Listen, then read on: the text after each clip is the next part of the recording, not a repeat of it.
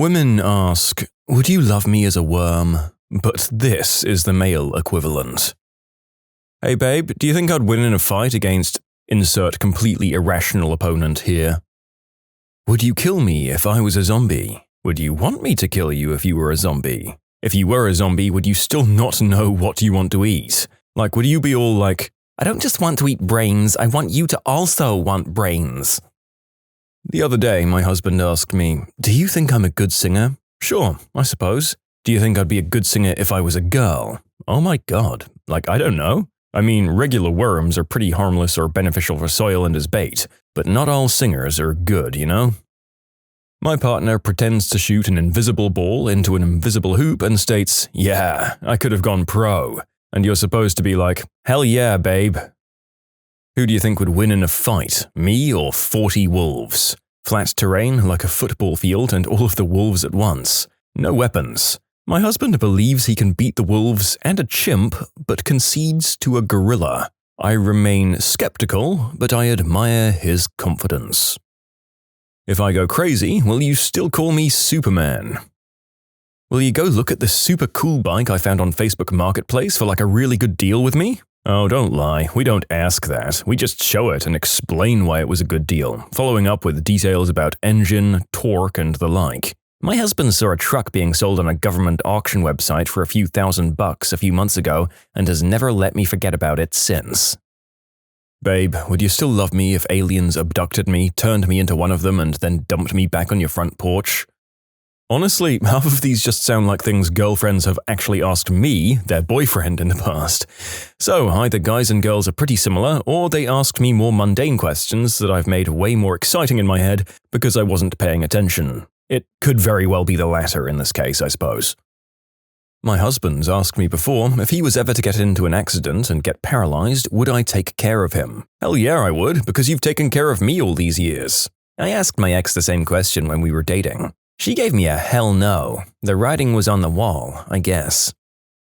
Honestly, if we put the jokes aside, this worm question always reminds me of Kafka's The Metamorphosis and Kundera's The Unbearable Lightness of Being. In Kafka, the guy literally wakes up as a bug, you know, like the worm test, and his family eventually stops loving him.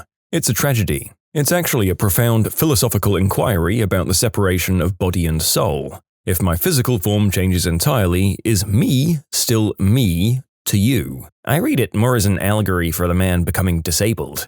The story goes out of its way to note that he had a career and provided for the family before becoming a bug, and his family initially keeps and cares for him out of a sense of duty. Ultimately though, despite his intention not to be a burden on them, the family's life has to stop because they need to look after him now. Will you still need me? Will you still feed me? When I'm 64? Hey babe, what do you think of this cool stick I found? Not entirely sure, but my boyfriend asked me if I'd still love him if he were a spider. I don't really like spiders. I'm slowly coming around though. Showing her YouTube videos about a niche topic that I'm passionate about and seeing if she validates me. For me personally, as a girl, nothing makes me happier or like a guy more than when he gets excited talking about something that he likes. I've seen many women say this. My wife is my best friend. I could do nothing with her for hours and be elated. However, she can ask me a question related to something in my nerddom and I say, do you want the wife answer here or the real answer? And it's always the answer for her and not the real answer. She doesn't like all the things I like and I don't like all the things she likes. The things we both like though, we really like those things. So, while my wife doesn't get excited talking to me about my crap, I know she loves me and wouldn't trade me for anything. Sometimes I do want to give the real answers though. Would you follow the golden path if I turned into a worm?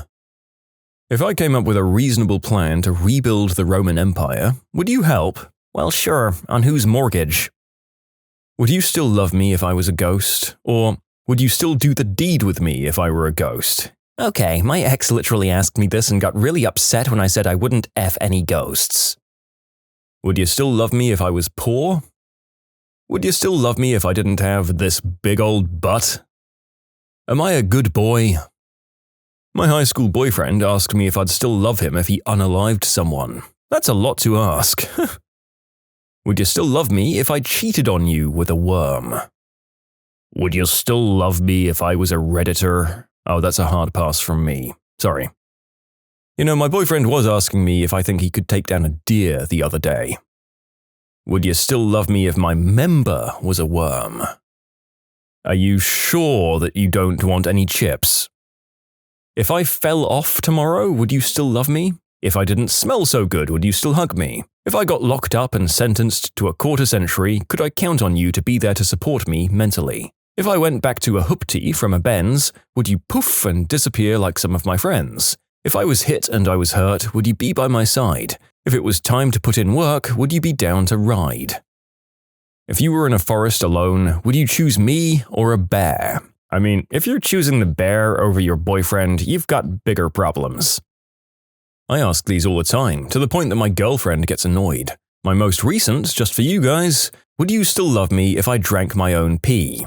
Not in emergencies, just like on a daily basis. I mean, you're risking your relationship for the love of the game, and I respect that. It's about efficiency. They wouldn't understand. How many 5-year-olds do you think I could defeat at once? I once saw a post where some guy asked his girlfriend something along the lines of, if a wizard split me into 4 mini versions of myself, would you let us run a train on you? And I think about that a lot. I asked my girlfriend if I could do shadow clone jutsu, how many me's she'd want in the bedroom. She said 2, and was very surprised when she asked how many I'd want of her, and I said 4 or 5. Was his bigger? You shouldn't ever ask that. What if the answer is, don't worry babe, you're the biggest out of all of your friends?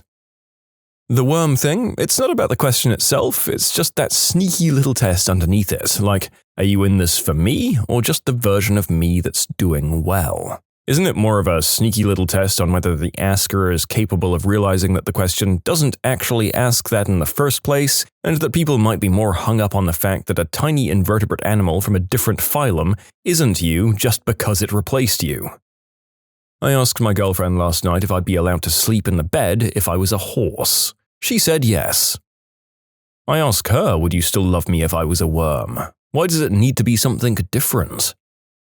Would you still love me if I was a leopard 2A7? If she knows what that is, she's a keeper. My ex asked me, if I was dying and needed an organ transplant and the only person who could donate the organ was a homeless guy on the street, would you kill him to save me? I said no, because that would be murder. He got mad because he's just a homeless person, so no one cares. Okay, I thought that was just a dark humor theoretical, but there you go. There are people who genuinely expect their partners to murder innocents for them. I wish I didn't know that. I asked my girlfriend if she'd still love me if I was crippled by an IED in Iraq. She said yes. 6 months after getting home, she left me for my best friend. Asking questions like this is a stupid waste of time. Am I the best you've ever had? Hey, boys can be worms too. Don't let toxic masculinity tell you otherwise. My stupidest question was probably if we could try doing it in the butt. My husband has a deep voice and often asks if I'd still love him if he had a different voice. He usually describes the most annoying voices you can think of. I can imagine him asking, would you still love me if I was an awkward penguin waddling through life? It's sweet to think that love can be as quirky as we are. Hey babe, when I die, will you hide my body somewhere in Costco? You know, just to prank someone. If you found out I was secretly a gangster, would you stay with me even if I bought you whatever you wanted? I actually asked this while watching The Sopranos with my now wife. Maybe a little bit blazed when we first got together. Without missing a beat, she replied, I would grab whatever I could and flee, and God willing you'd never find me again. I could never be with someone who makes his living harming other people. I respected this answer very much, and felt like a fool for asking such a thing. She was a keeper. My boyfriend keeps asking me if I'd still like him if he was dressed as a cowboy. I don't know.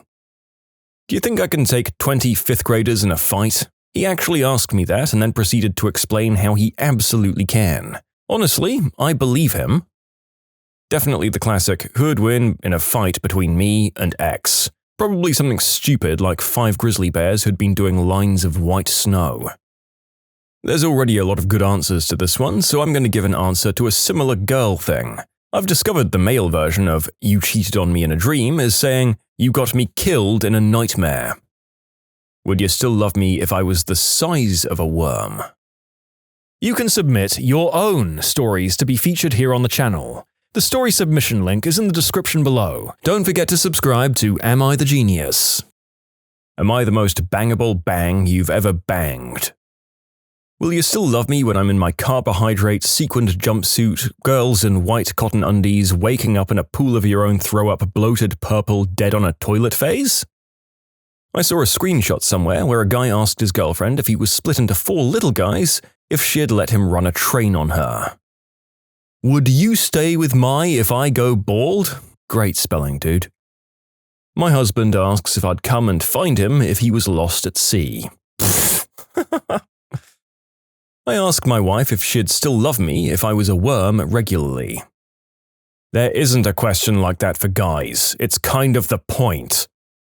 Would you still love me if I weren't doing so well in life? You would essentially be a worm to her at that point if you asked her this within the probationary period of dating. For me, it generally devolves into asking how they'd act in a zombie apocalypse.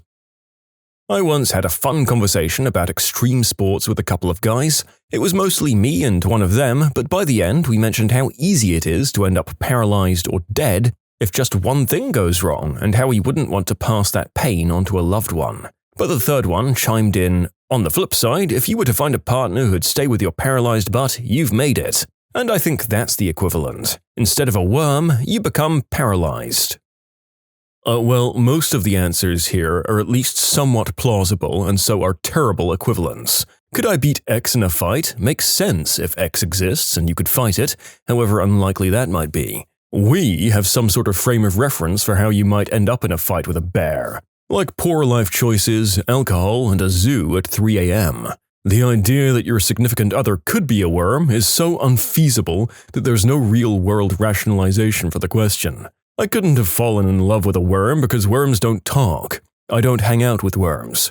There's no way we could have gotten married or bought a house together. If you suddenly transformed into a worm in front of me, you couldn't communicate this, and the idea is so outlandish that I'd more plausibly believe you'd been sitting on a worm and then disappeared in front of me rather than you'd suddenly become one. Even in a world where worms can talk but aren't human-sized, then I still don't think we would have ever met to fall in love. And even if we could have, your worminess would have made you an international celebrity. There would only be one talking worm in the world. The could I win a fight against questions have to be really out there to get to this level of zany. Something like, could I win in a fight against Pythagoras' theorem? Or, could I win in a boxing match against a strange amalgamation of neoliberal art and modern jazz if you gave me a 5-second head start but tied one hand behind my back? I don't even know what the worm question means. You've taken perfectly good English words and arranged them into a sentence that's ostensibly a correct sentence, but due to a lack of context, it has no meaning. If you wanted to ask, do you love me for my personality? Or, how much do my looks factor into our relationship? Or even, would you like being able to carry me around in your pocket and being able to feed me for a year on scraps from the garden? Those all have sensible answers, but would you love me if I was a worm? Needs far more context before we can even begin to build a satisfying answer, because all of our default assumptions fled out the window and we have nothing to intuitively replace them with. And for the record, I could take either neoliberal art or modern jazz with one hand tied behind my back and without a head start, but both together would demolish me, and it wouldn't be close regardless of the head start I had. Thank you. I will be taking no further questions. Well, thank you for clarifying some of the issues with the question, and for demonstrating exactly why everyone walks away whenever you start talking at parties. I had to pause and begin some sentences again because my eyes were rolling so hard at your mansplainy tone that I couldn't read the script. Guys wouldn't ask. They'd just become a worm, and if you didn't love them anymore, they'd get super angry and creepy and never stop following you. I knew a guy in college who was obsessed with asking his girlfriend if she'd love him if he was a loser. The question didn't really make sense, because he clearly was a loser, and that was clearly her level. And it's not like he was the kind of guy who struggled in school and thrived in the real world. He struggled with school despite it probably being the easiest possible environment for him. Whether he graduated or dropped out, and there are even odds on that by the way, I expect his entry to the real world looked like a guy jumping off a truck at 60 miles per hour and trying to hit the ground running. And I bet she stood by him anyway if he was smart enough to keep her. Oh, I don't know, but my boyfriend told me yesterday that if I were a catfish, he'd build me a pond and plant a beautiful garden around it.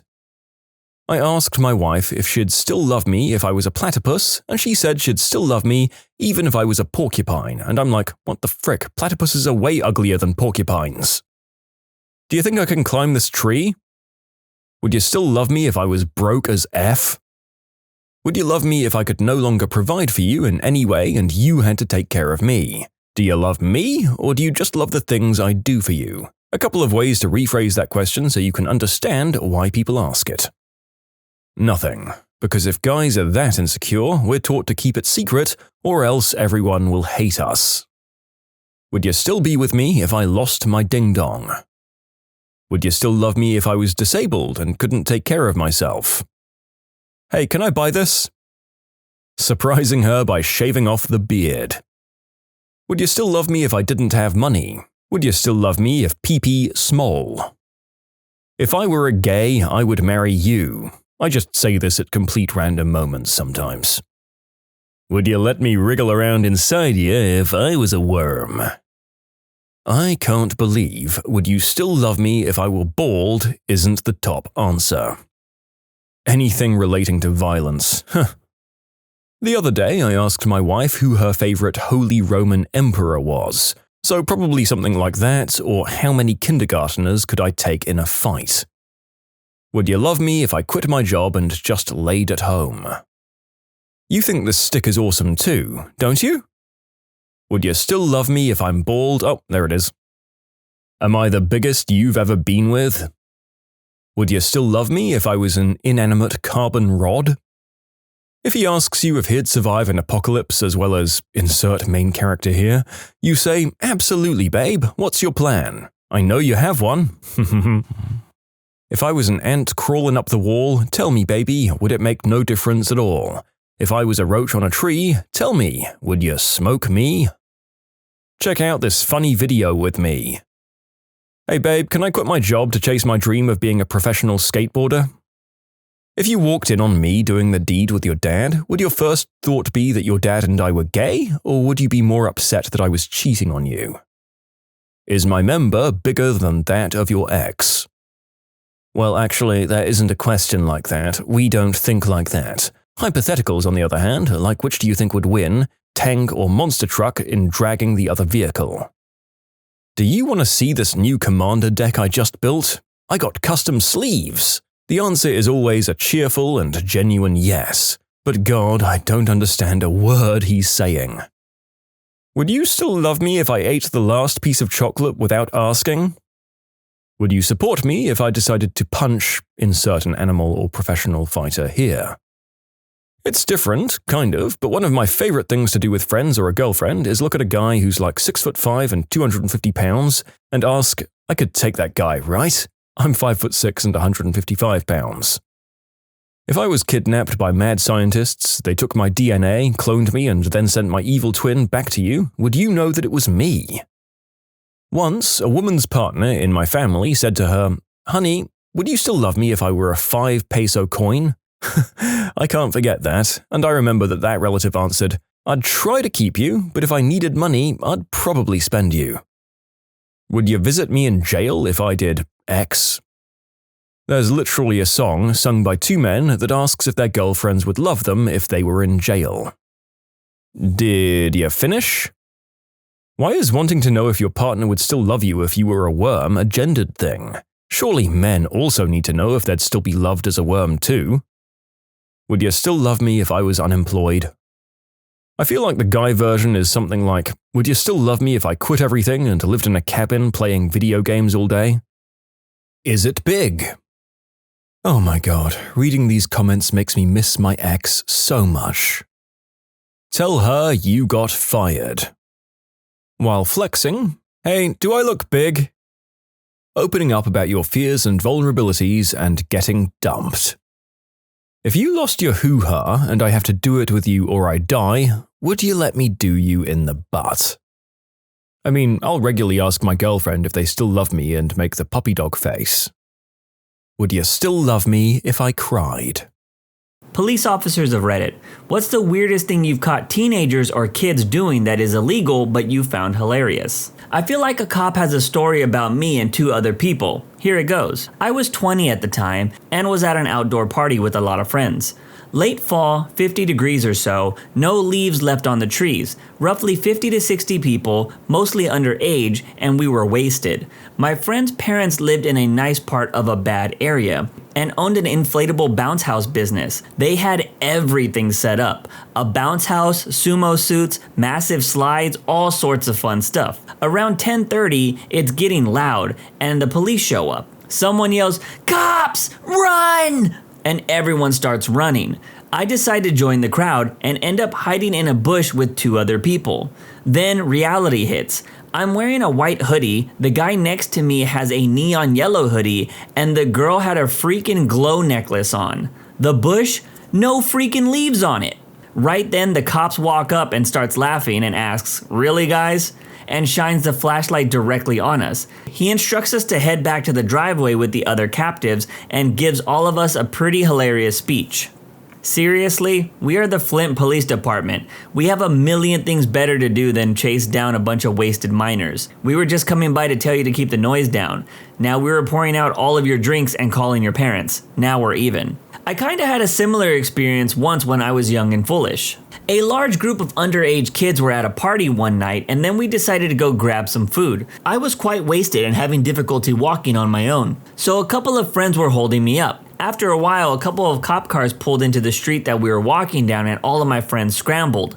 One of the guys holding me up grabs my open bottle of booze out of my hand before running off. So I am left standing on my own in the middle of the street, very obviously wasted. And the cop comes up to me, asks if I had been drinking, and I tell him yes at a party. They ask me if I have any booze on me and tell them yes, I do in my backpack. The cop just says, "Thanks for being honest. We knew about your party, and it all seemed under control there, and you guys can drink at a private place, but you can't be drinking in public. You're gonna have to pour out that drink that you have in your backpack where I can see it. Then you need to go and find your buddy who took that open bottle off you and tell him that you owe him one, because you would be in serious trouble if we found you with that open bottle. Now have a good night, and don't get into any more trouble." Then he just walks back to the car with the other guys and drives off. Took me about 20 minutes to find my friends and tell them what happened. One of them just starts laughing out loud, saying that he was hiding in a bush nearby and watched the whole thing go down, and thought I was about to get super busted. I only ever went to one party where the cops showed up. It felt like a rite of passage to run away when they showed up. Wouldn't do that today though. Had a cop search my backpack once and found a couple of drinks and a box of pee-pee balloons. I was with my friends at the time, so he was like, "Why are there 3 drinks, a box of pee-pee balloons, and only 2 dudes?" I was speechless. "To be fair, officer, now there's 3. Raunchy music intensifies." My brother was a cop who worked nights in Minneapolis. One snowy night near the U of M campus, he noticed a car weaving, so he pulled them over thinking there would be booze involved. Nope, it was a car full of deaf people having an argument which included the driver. He just told the driver not to sign and drive.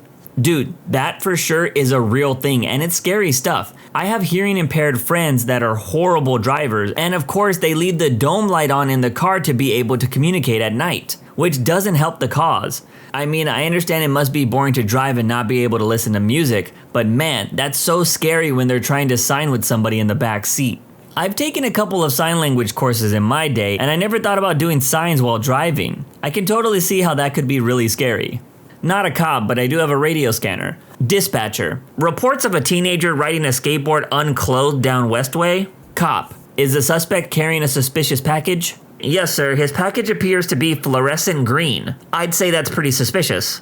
My brother is a cop, and he told me that one time he got a call at 9:30 in the morning for a suspicious person sitting in their car in our neighborhood. My bro goes up to him and asks him what he's doing. Dude is waiting for his wife to leave for work so he can go back home to play WoW all day instead of go to his own job. My bro tells him to go wait somewhere else because he's freaking out the neighbors. To clarify a few things, the guy was parked in a different neighborhood than his own because he was hiding from his wife until she left the house. So nobody knew him, and it's obviously suspicious to be idling your car in front of some random house in a neighborhood while kids are going to school. It's not illegal, but he took the good advice to go wait somewhere else, preferably more public like a Walmart parking lot or something. Also, the dude was scared as hell that the cops were going to tell his wife that he was hiding from her because he wanted to go back home and play video games.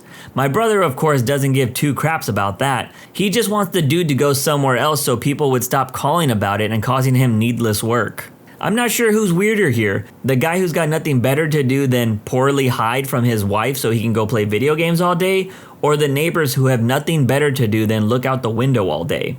Hey now, I will say, if you have ever had your car broken into or have had something stolen from your house, everyone becomes suspicious after that. So I can't hate on the neighborhood watch types too much, but they shouldn't be calling the cops.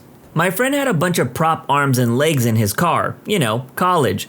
He and his other friend were trespassing in the Northfield tunnels, Google it, and then they get back to their car where a cop is waiting. He asks to see what's in the trunk, so they open it. He jumps back a sec and quickly realizes the arms and legs are fake and he hasn't caught some type of serial killer.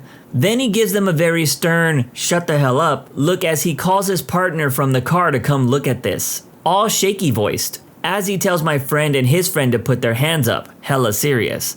The other cop comes over, looks in the trunk and freaks the freak out, screams and runs away back to the cop car. At which point the first cop busts out laughing and tells my friend, he was in Vietnam. And then he does the get out of here gesture and sends them on their way. So basically he used my friends to pull a super cruel practical joke on his partner. I had a friend who was a barber, so he always had those creepy mannequin heads in his car and all over his house. The kind that they use to practice cutting hair. Well, one night he was getting pulled over for a minor traffic violation. License and registration, I'm gonna ask you to get out of your car and put your hands behind your head. So he cuffs my buddy and sits him down on the curb and then searches the car. And he pulls a mannequin head out of the back seat and he's like, oh, thank God. Why do you have this in your car? My buddy explains that he's going to barber school and they practice on those things. So then he and the cop, both super stressed out at this point, sit on the curb and share a cigarette. We got a call about kids, probably 11 or 12 years old, jumping across backyards. They were looking for something to steal, I guess. We searched for them for about 15 minutes. Just as I was starting to get bored with it, I hear laughing coming from a drain pipe. It's about 4 feet tall. My mate and I decide to head in. About 30 meters down the tunnel, I can see this kid bent over on all fours, pants down around his ankles. His mate is bent over, sitting on his back while the first kid's exposing his rear end. There is a third kid kneeling next to the first kid's full moon holding a lighter. They were in the midst of doing Blue Angels, aka lighting farts in a dark tunnel. I had no freaking clue what to say. We told them to come out of the drain with us. I advised them not to tell any of their friends what they were doing in that tunnel because they would probably get the wrong reputation. And I ended up driving them within a block of one of the kids' houses so the parents didn't see that they got caught. Come out with your pants up! I was a cop in the Air Force. We had just gone into a higher threat level, and around 11 at night, I saw 3 people in an empty dark field near some power lines with shovels and a garden hoe. My partner and I decided to stop them and see what was going on, because it didn't look like civil engineering or anyone that should be out there around that hour. So we go up and see that they're about 14 or 15 years old and they're all sweating and out of breath. We asked them what they're digging for and they all say that they weren't digging, which after looking around we didn't see any dug up dirt. So my partner asked what they're doing, and they hesitantly answer that they were LARPing. One of their dads shows up and scolds them, telling them how shady they look, apologizing to us, and we send them all back to the dad's house, which was about 100 yards away. I hold back my laughter until I get back to the car, where I have to explain to my partner what LARPing is and why I'm laughing. Imagine your LARPing skills being so good that the cops get called on you. My brother was once jumping his bike off the end of a public boat dock behind the city hall, which also housed our police station.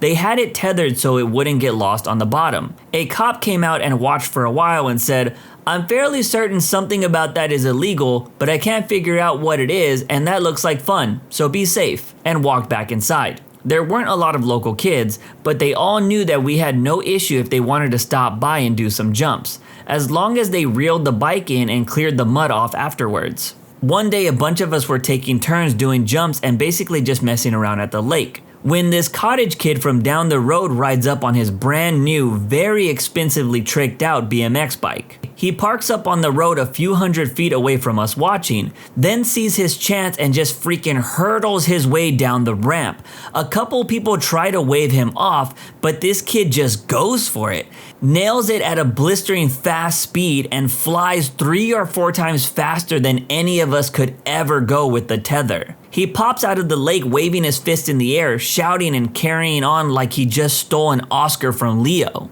He swims back to shore and everyone is just staring at him while he carries on. Eventually, one of the girls just says, "Dude, was that a new bike?" The kid's face just kind of crumpled up in defeat. We all chipped in and tried to find the bike, but our lake is flooded farmland and the bottom is 6 or 7 feet of quicksand like mud.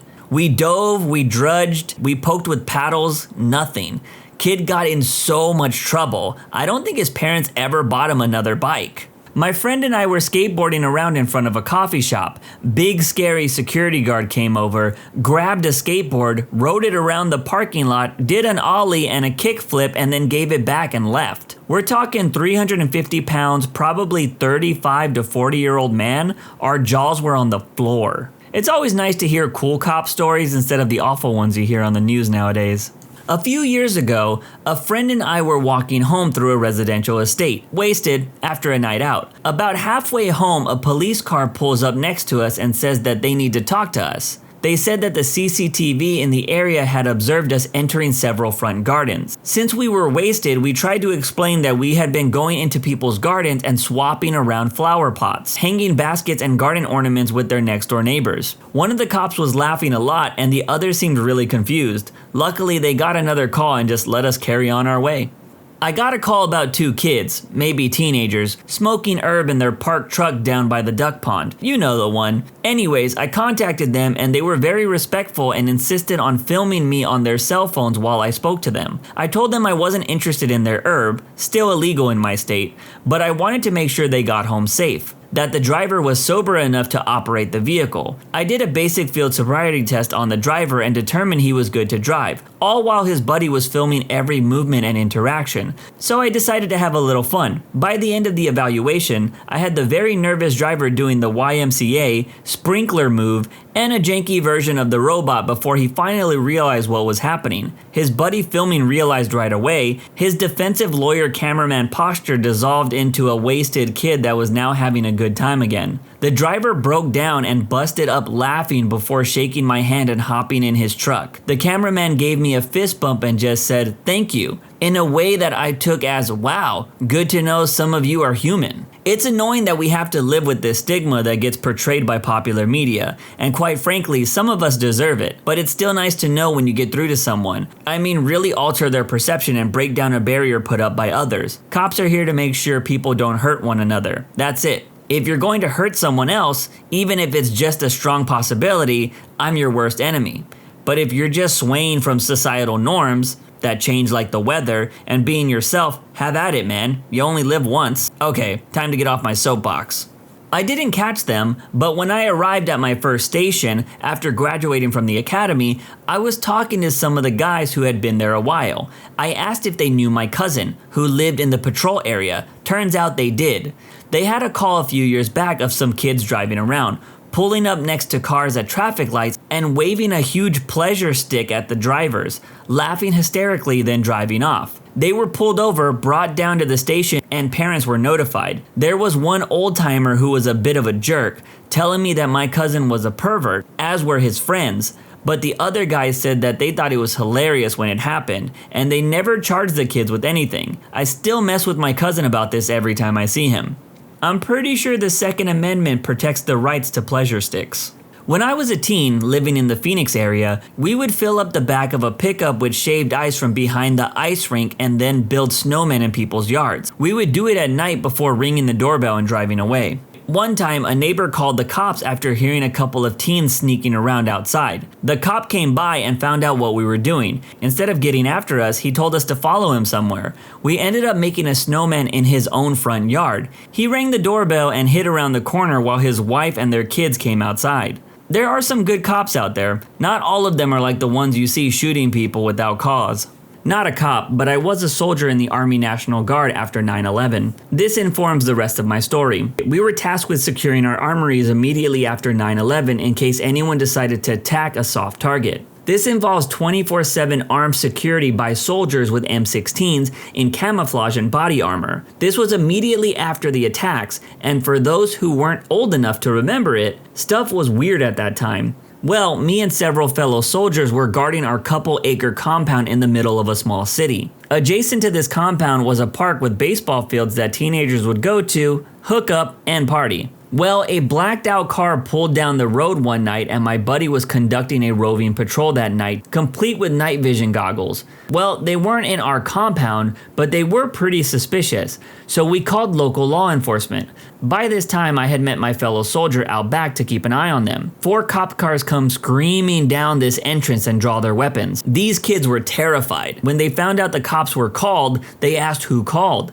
The cops shined their lights over at us and there stood 3 soldiers in camouflage with helmets, tactical vests, night vision goggles, and M16 staring back at them. We never saw that car again. I can only imagine the stories that they tell their friends. They were released and as far as I know, no charges were brought against them.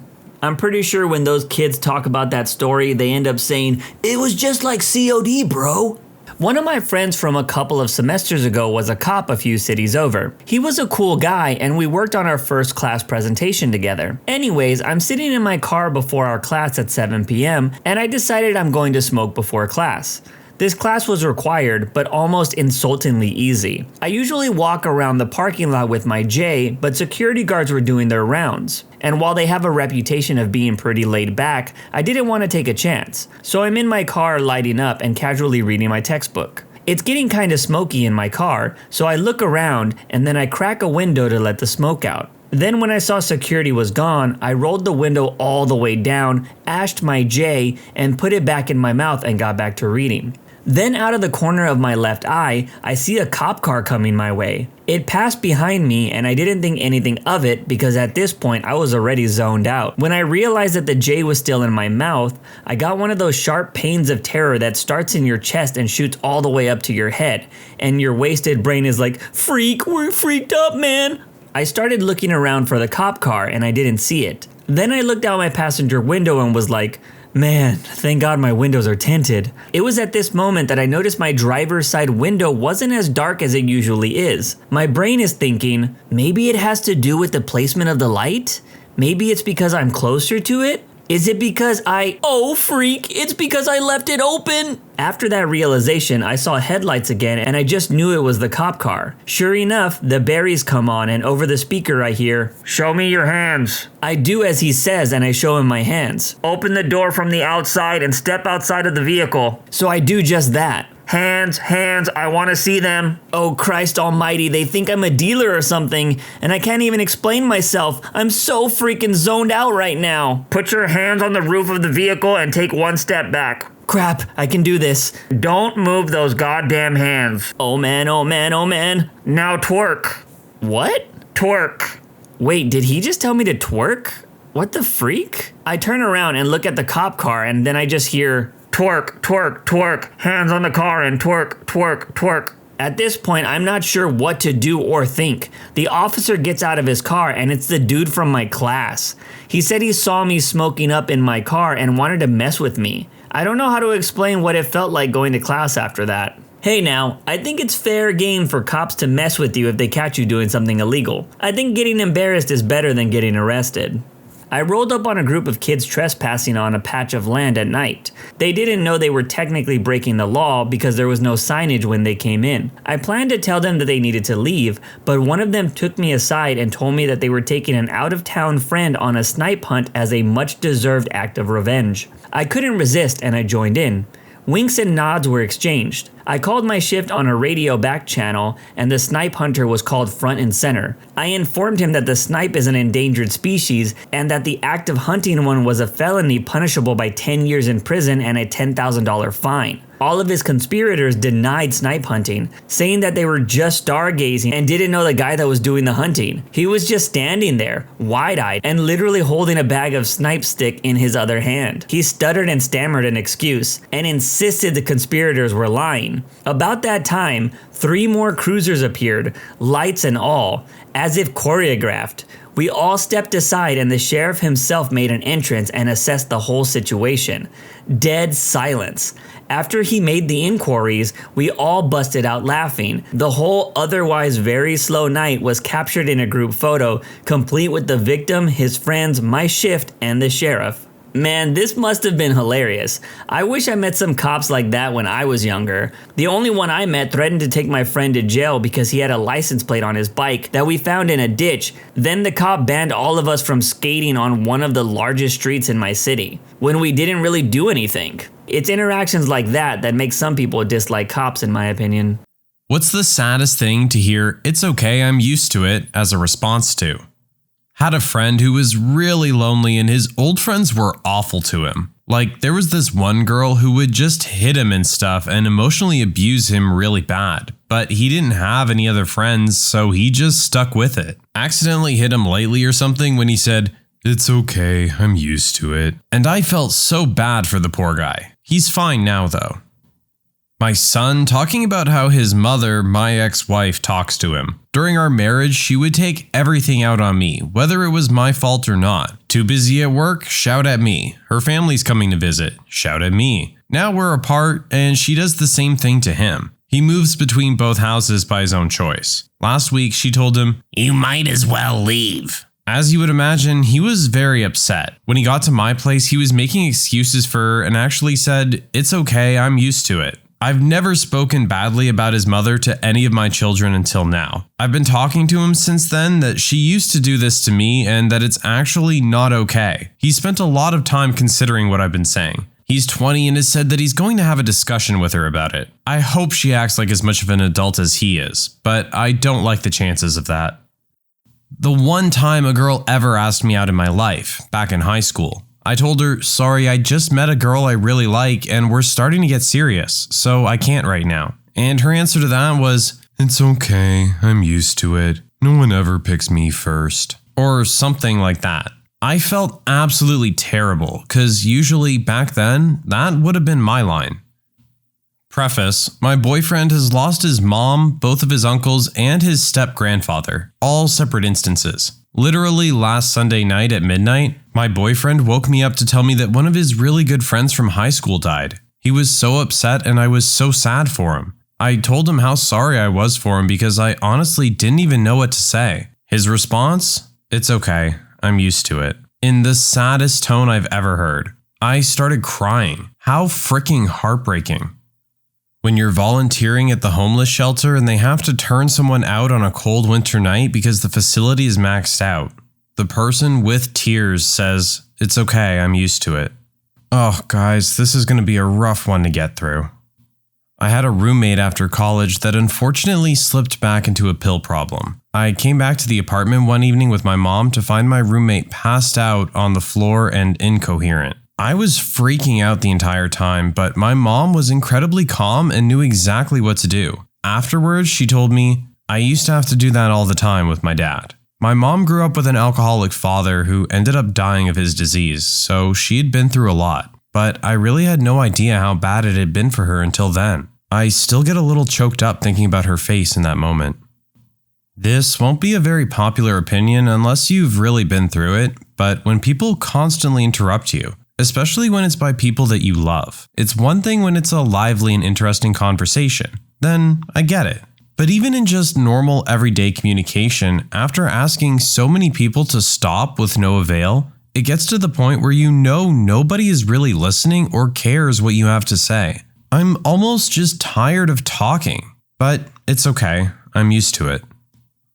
When I was in 10th grade, there was this freshman girl who had a pretty nice body in my photography class. Sometimes when she walked by the back table, like 3 or 4 of the guys there would slap her butt, and she would just keep walking solemnly. One day, I took her aside so no one was in earshot and asked her why she just lets them do that to her. And she said, "It's fine, I've had to deal with it since I was in middle school from them."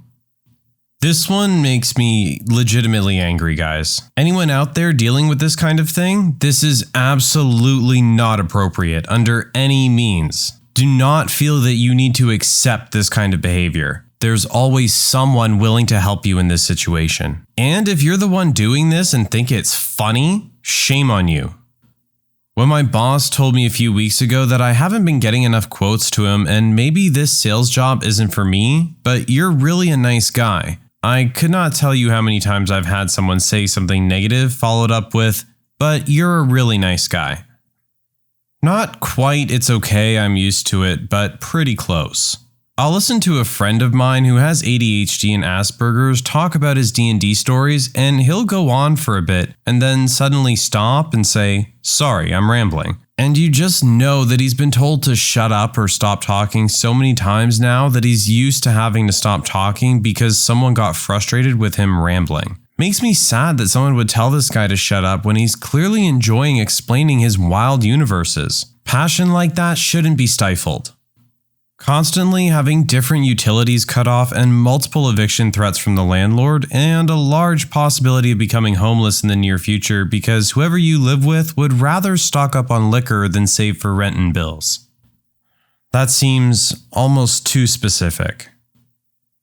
I was walking into Walmart the other day when I saw a woman in her early 60s in a wheelchair trying to push herself up a hill against the wind with a basket on her lap. I said to her, "Pardon me, I don't mean to be rude, but would you like a hand?" And she said, "Oh no, it's all right, I'm used to it." I felt so guilty for how much I take my legs for granted. What a trooper she was.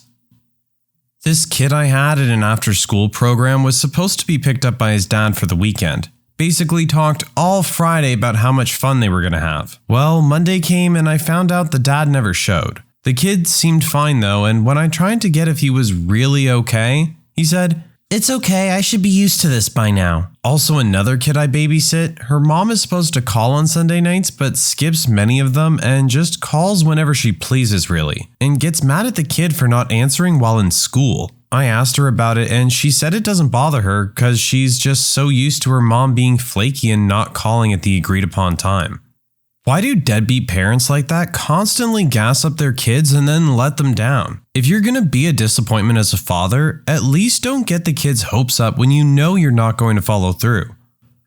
My mom has some strong letting go issues since she had a rough childhood that resulted in her not letting me go to birthday parties, sleepovers, playdates, etc. when I was younger because she was afraid something was going to happen or that I would somehow embarrass myself for life. Around the 3rd grade, we had a new kid in class, and when it came around to birthday parties, everyone but me got an invite. The new kid noticed this after a while and was offended for me. When asked why I wasn't upset, I just stated that I was used to it. Even if I had gotten an invite, I would not be allowed to go.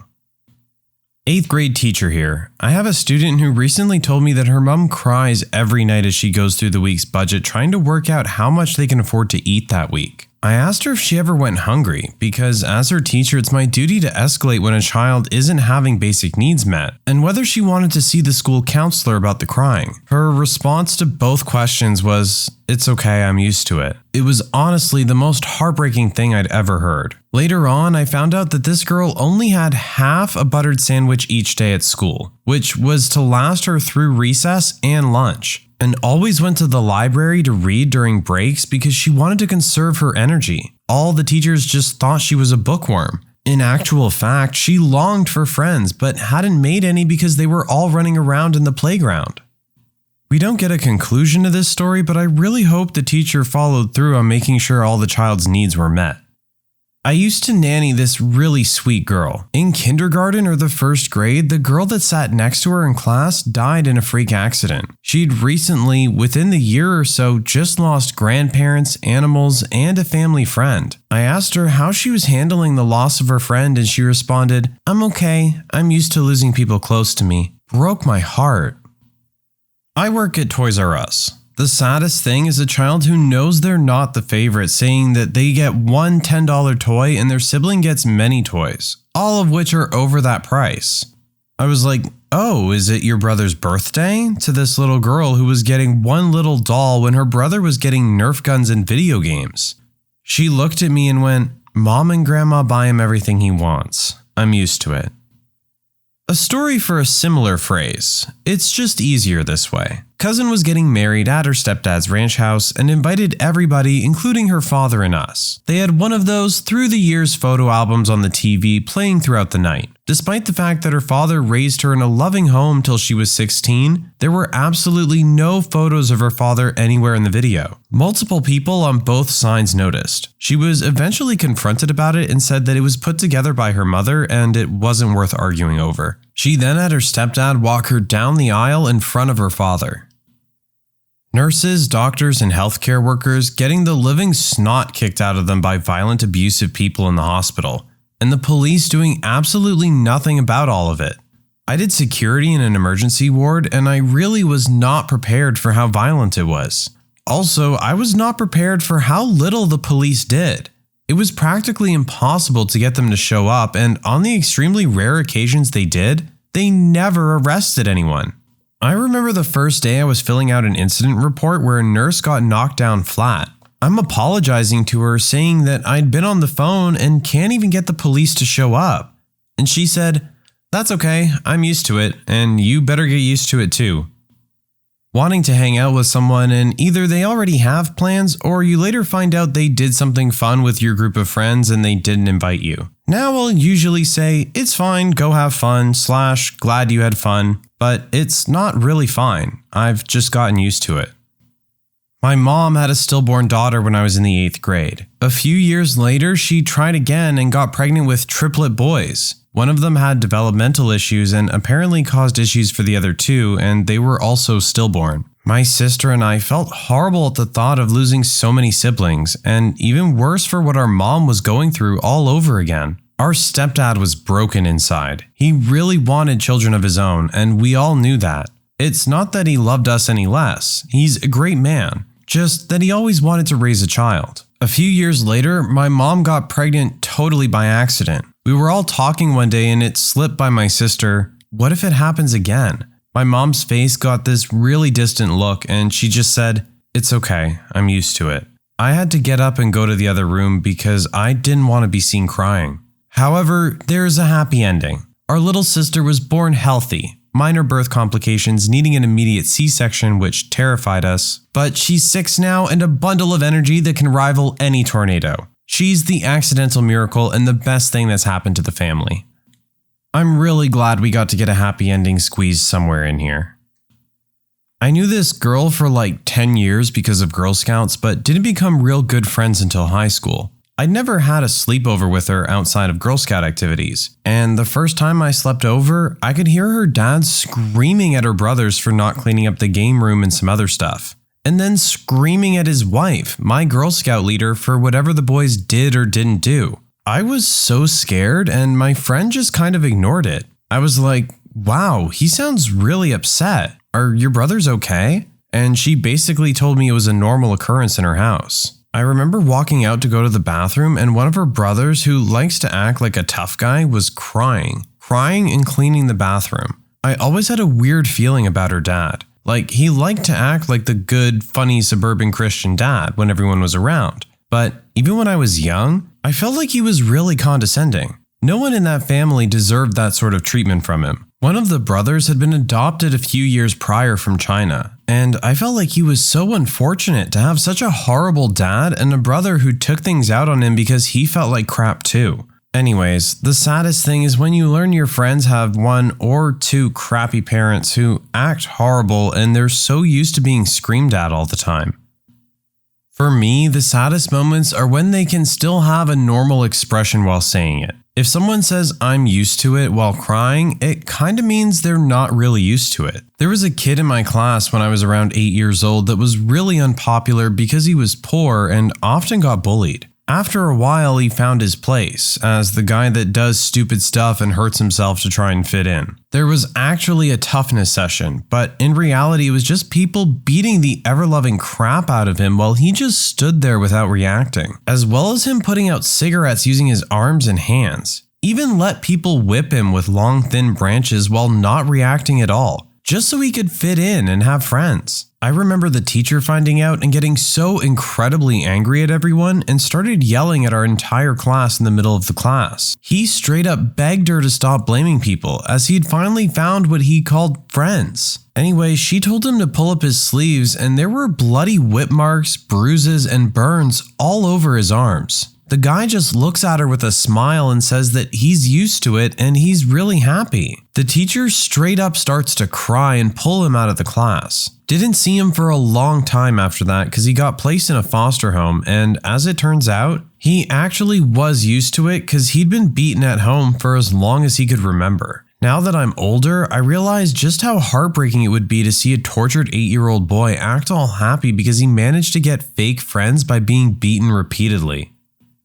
Nerve damage in my back. I've seen quite a few high-level doctors about it. Just went to see the last one before I knew there was nothing else I could do and know that it would never heal and I would be stuck this way forever. It was the first appointment my parents actually went to with me. In my mid-20s and don't live at home, but I guess after a few years, they were frustrated that I had never gotten any help. After a few hours there in a nerve conduction study that lasted almost 3 hours, no change. Nothing they can do to help. My mom and dad were upset when the doctor, seeming genuinely sorry, said there was nothing they could do. Having seen lots of doctors before this who all responded the same way over the last 2 years, I responded something like, "It's okay, doctor. I figured that's what you'd say. Just wanted to get a final opinion." Which sent my parents over the edge. I guess they expected something to happen or some magic surgery to exist. Not to be told by an expert, "Sorry, nothing we can do." And for me to be so nonchalant about it. It sucks, but I'm used to it.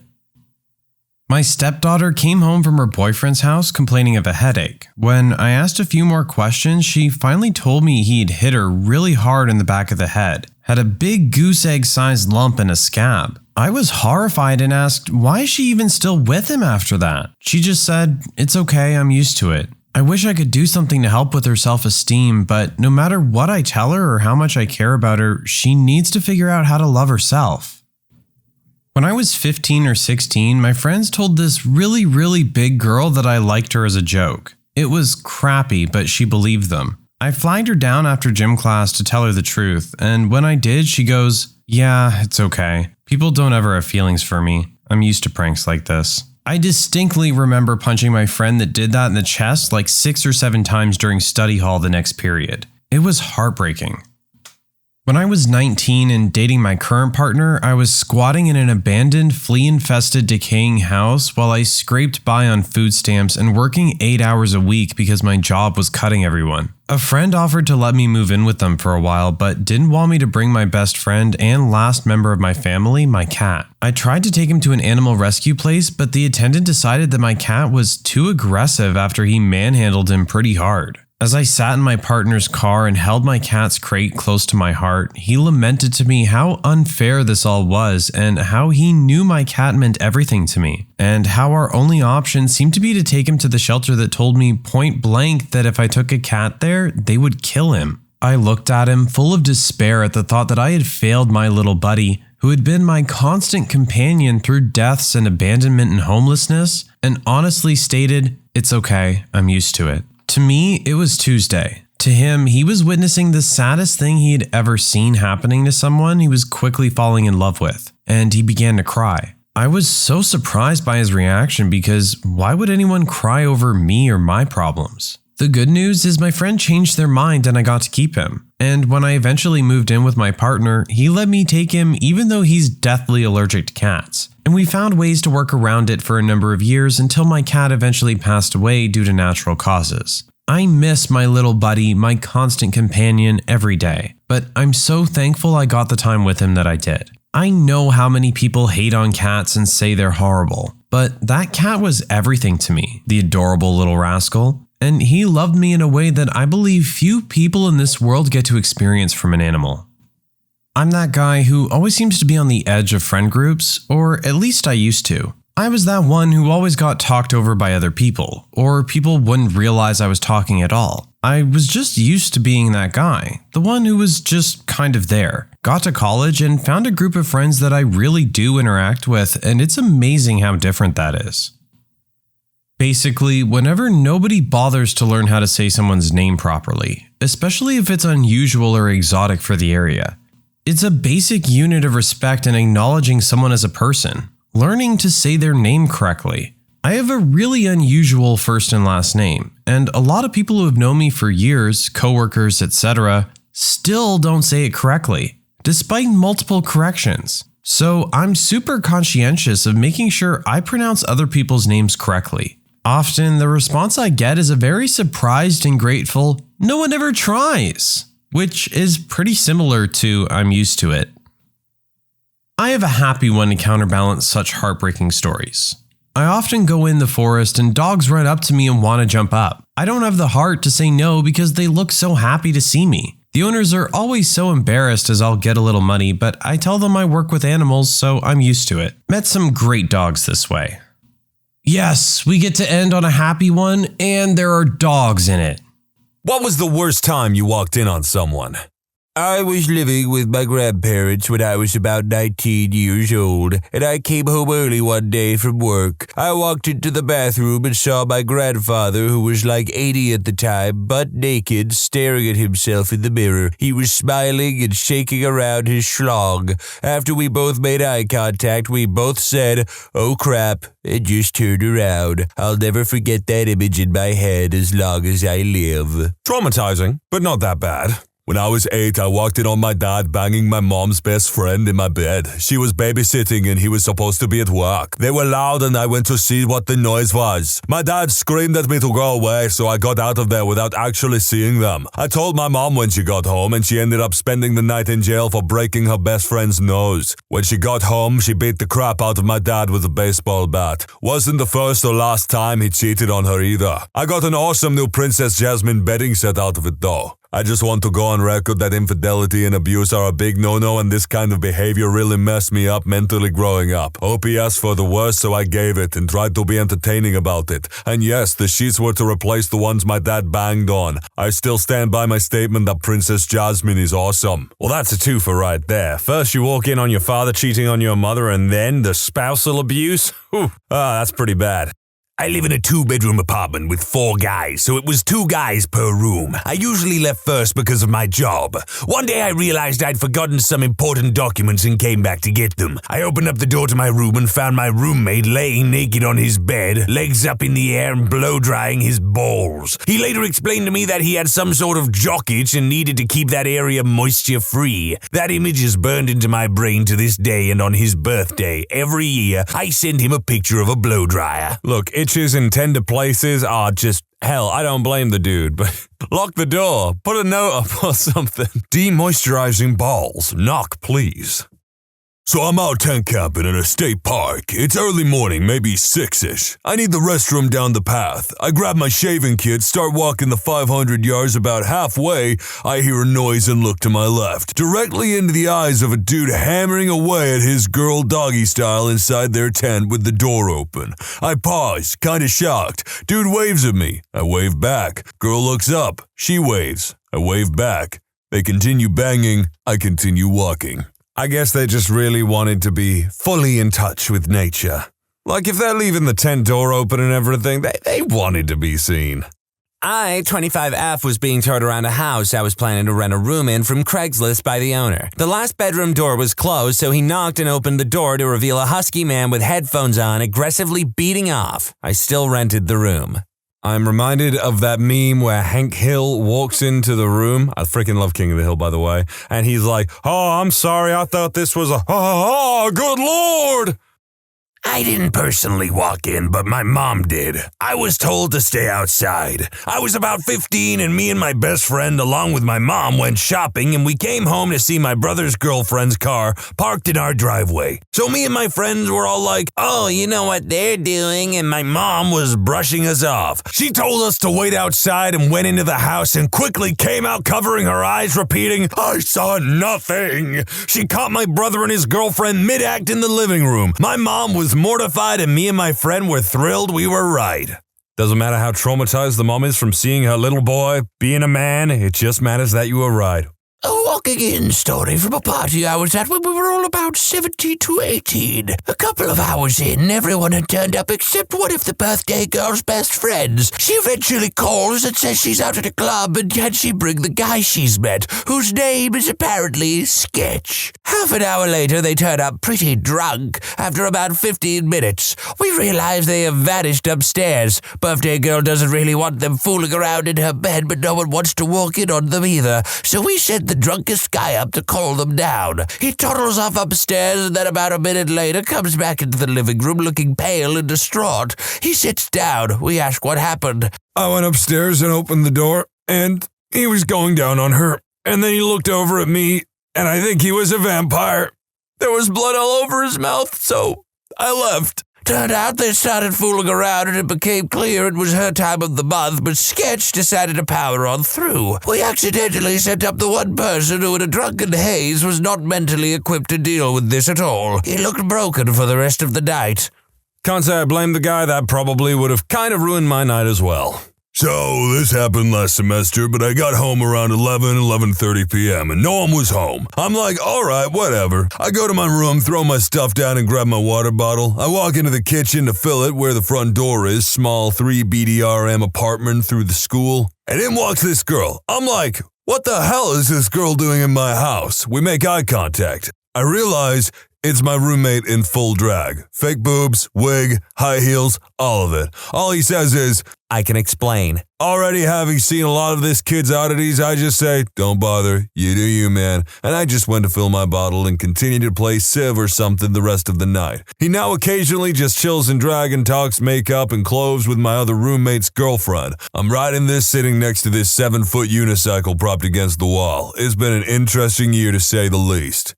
Disgusting, utterly debaucherous. I cannot abide by a 7-foot goddamn unicycle. 4 foot is the max that a unicycle should be. You'll break your goddamn neck riding that thing. It's just impractical. TLDR, I'm probably in a smut video online titled RA Interrupts Gay Threesome. What happens next you won't believe.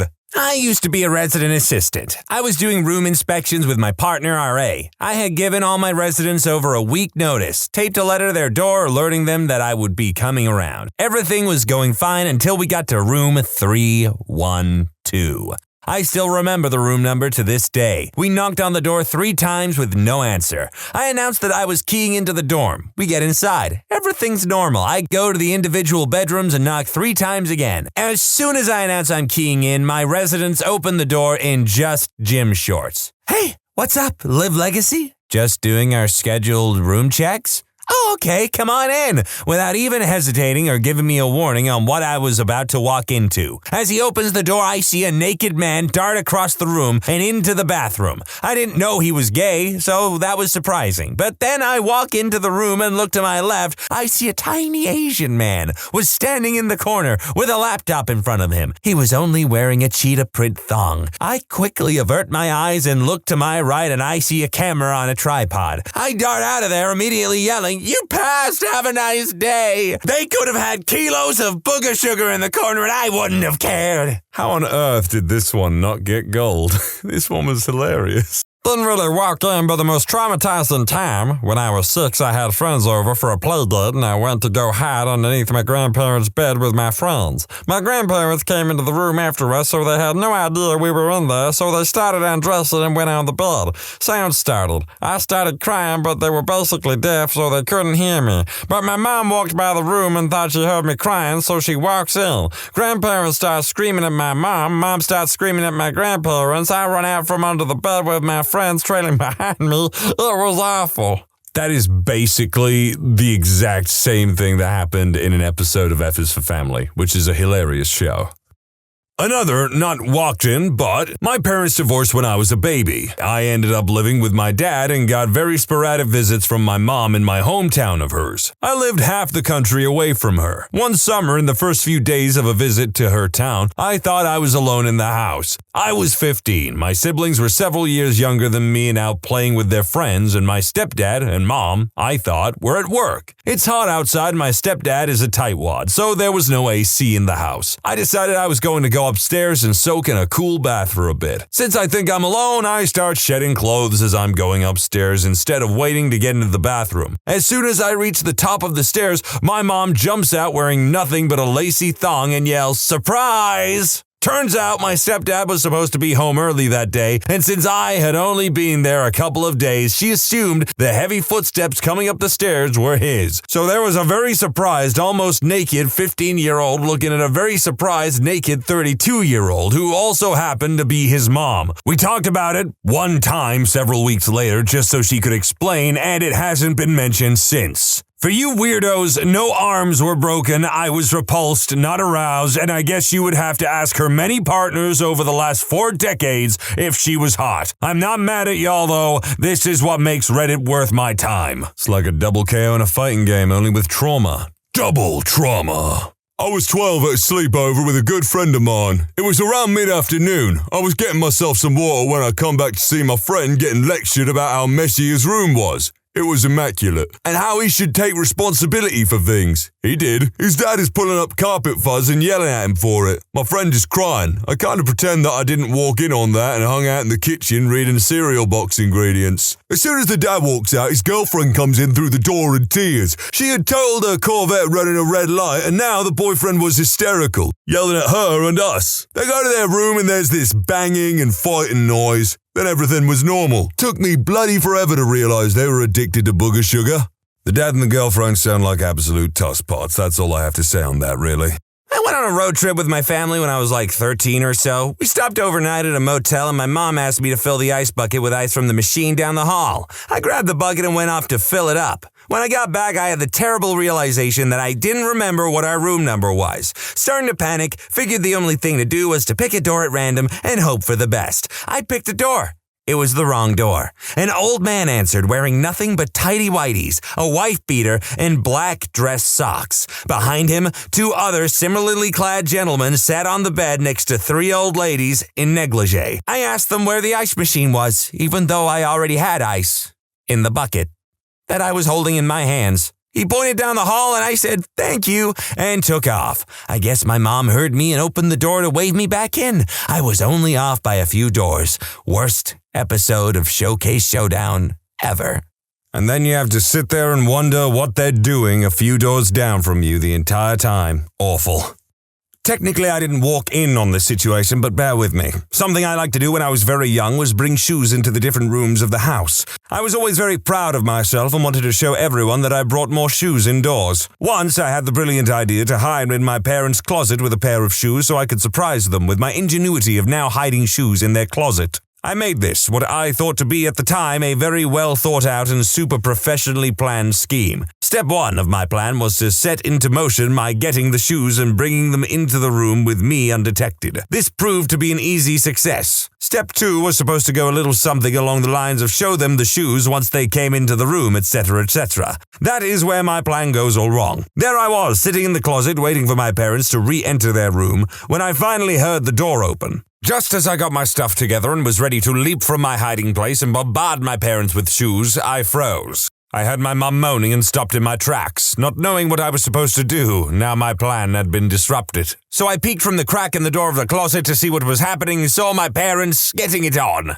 I didn't know what to do and knew that it would be more awkward for me to open the door and leave than just sit and wait for it to be over. So, logically, I sat and waited. When my parents left the room, I waited a bit before leaving the room myself and pretended it never happened. This specific individual sounds more like they're a dog with the ability to use a keyboard with a Reddit account.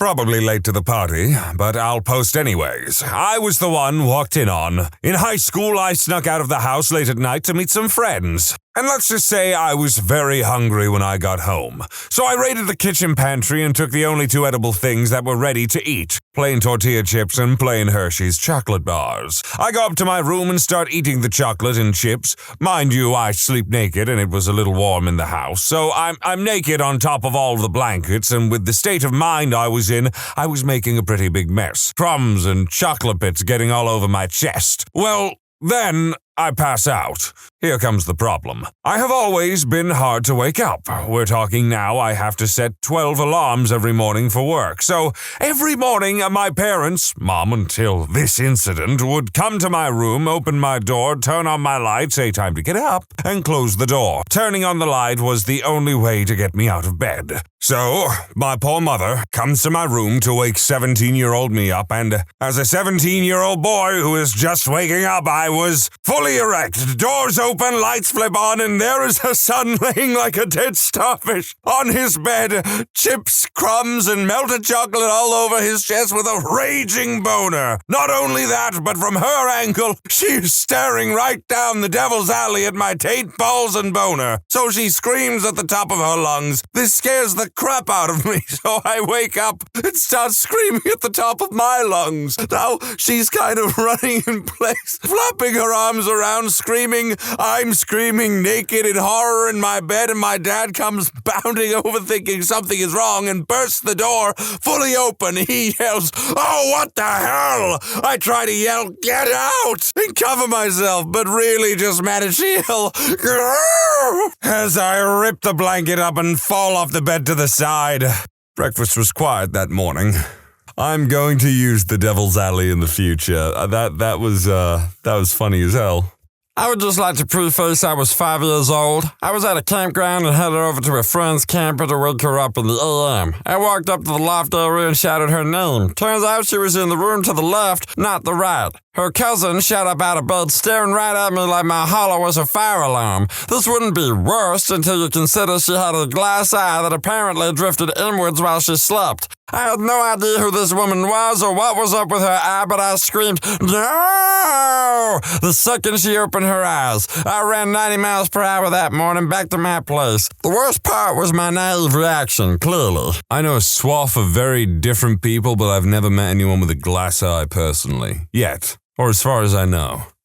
Not sure if this belongs here, but it's a nice departure from all the 18+ related stories already posted in the comments, so here goes anyway. This happened in 2005. I was 21 years old and working my first full-time job during university vacation. One day, my boss allowed me to go home early, so I raced home excited and looking forward to an afternoon enjoying the epic summer weather. I parked my car in our garage, and as I walked through the two interleading doors into the kitchen, I suddenly heard the sound of footsteps running down our passage away from me towards the 3 bedrooms. I knew my 19-year-old sister was home, so I just assumed that what I'd heard was the sound of one of the many female friends she regularly had over. She was a total socialite, running away from me. I figured maybe said friend had been slightly undressed or something. I don't know, I didn't have much time to think because what happened next happened really fast. A few steps later, I'm in the dining room from which the rest of the house fans out in 3 different directions. Then I see my parents' bedroom door at the end of the passage open up and my sister sticks her head out and screams at me, "You mad though? Get out, there are 2 guys in the house." As she says that, she slams the door closed again. And then, sure enough, 2 black guys appear from one of the bedrooms off the passage. They're both slightly younger, maybe 19 years old and much skinnier than me. Bizarrely, my first instinct was to negotiate with them to get them to leave. I think the reason for this was that both looked as surprised to see me as I was them, and it was clear that they hadn't planned for this, so I figured, well, now that they'd been caught, they'd readily leave. My only thought was to get them out of the house. At this point, I still didn't know what my sister's condition was, whether she'd been hurt or anything. On my way there, I'm also trying to figure out how I'm going to open the door to let them out because I've left my house key in the kitchen where I came in, and there's no key nearby to open the locked steel security gate. Before I get the chance to even make a plan as I reach the entrance hall, suddenly both guys jump on me and stop me from going any further. I grab grab onto the door frame for dear life, and right about now I notice that one of them is armed with a huge knife from our kitchen. Oh crap, I think. I'm about to feel what it's like to get stabbed, but by some miracle he doesn't stab me. Now I'm screaming for help louder than I've screamed in my entire existence, hoping that I'll be loud enough for someone to hear outside the house and bring help. And in the meantime, these two guys are trying harder and harder to pull me off the doorframe. My shirt tears in half and I sprain 3 fingers from the strain of holding onto that damn frame. Then a moment of clarity. I remember that there's a panic button linked to our armed response company right outside my parents' bedroom.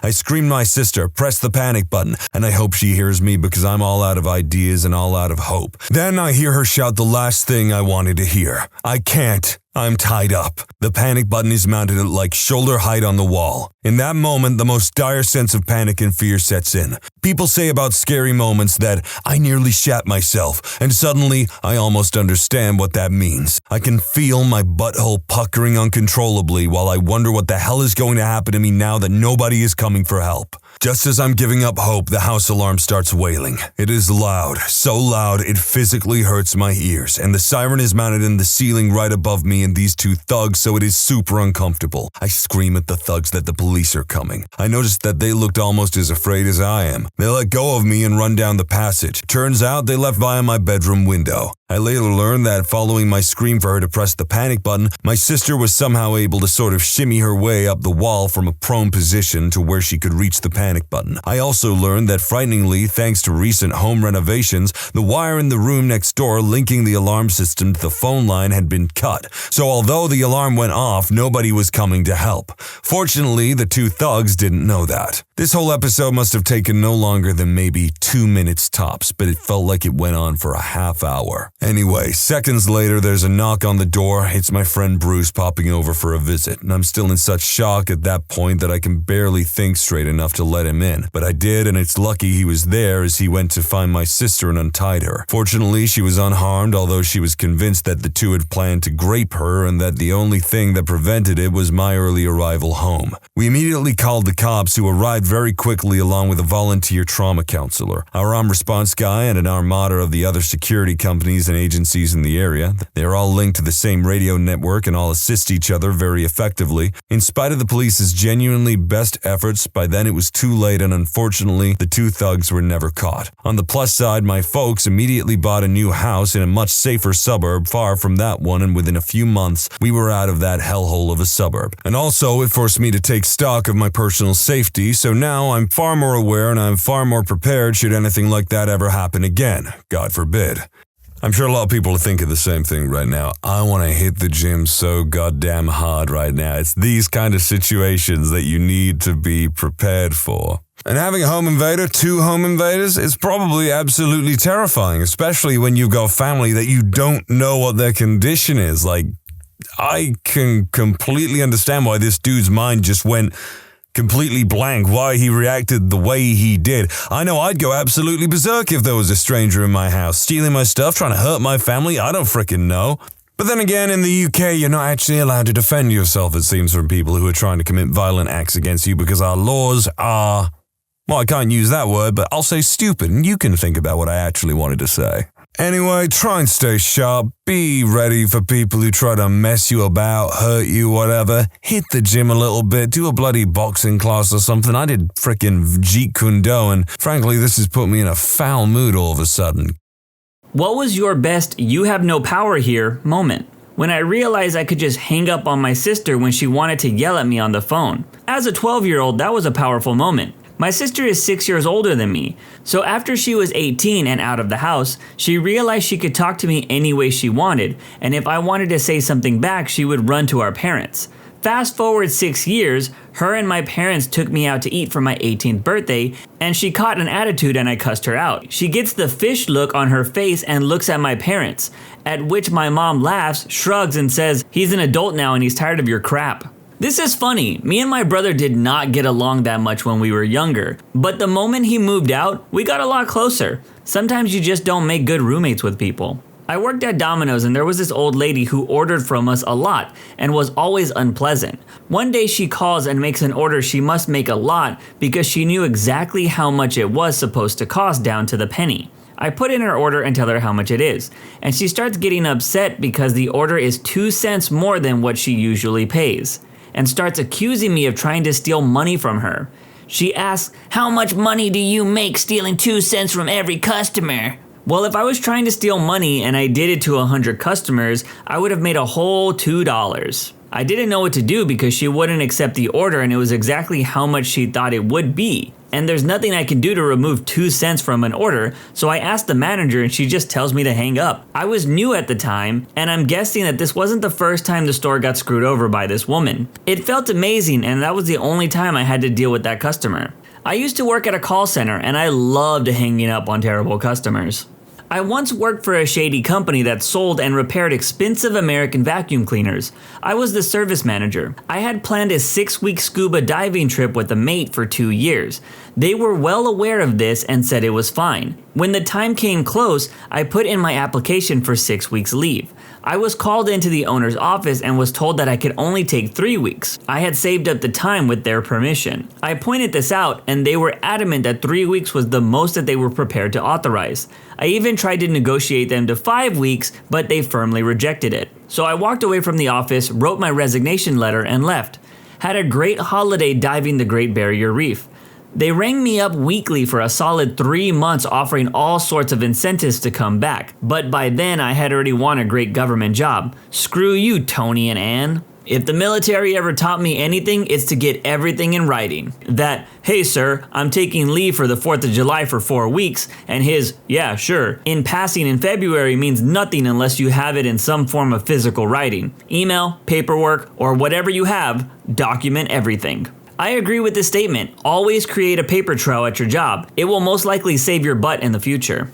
My boss sold the company, and about a week after the official switch to the new owners, he called me up and asked me to do something. I told him my consulting fees were $120 an hour. He didn't take me up on it, unfortunately. When I left a job, I was invited to meet the CEO because he was unhappy I was leaving and wanted to understand why. I explained that I was not being paid enough and the recently announced pay raise was not good enough. He got irritated and in a patronizing tone started trying to lecture me on how I should have handled the situation better. I interrupted him. He didn't like that. So I added, "I'm leaving. I have nothing to lose," and then informed him that I had already been let down over pay multiple times, had witnessed others trying to get more pay and being refused, so I had no interest in begging to be paid what I already deserved to be paid. At that company that I worked for, the managers just stopped giving exit interviews at all. It just became a big circus. Man, the only job I ever quit was also the only job that ever gave me an exit interview.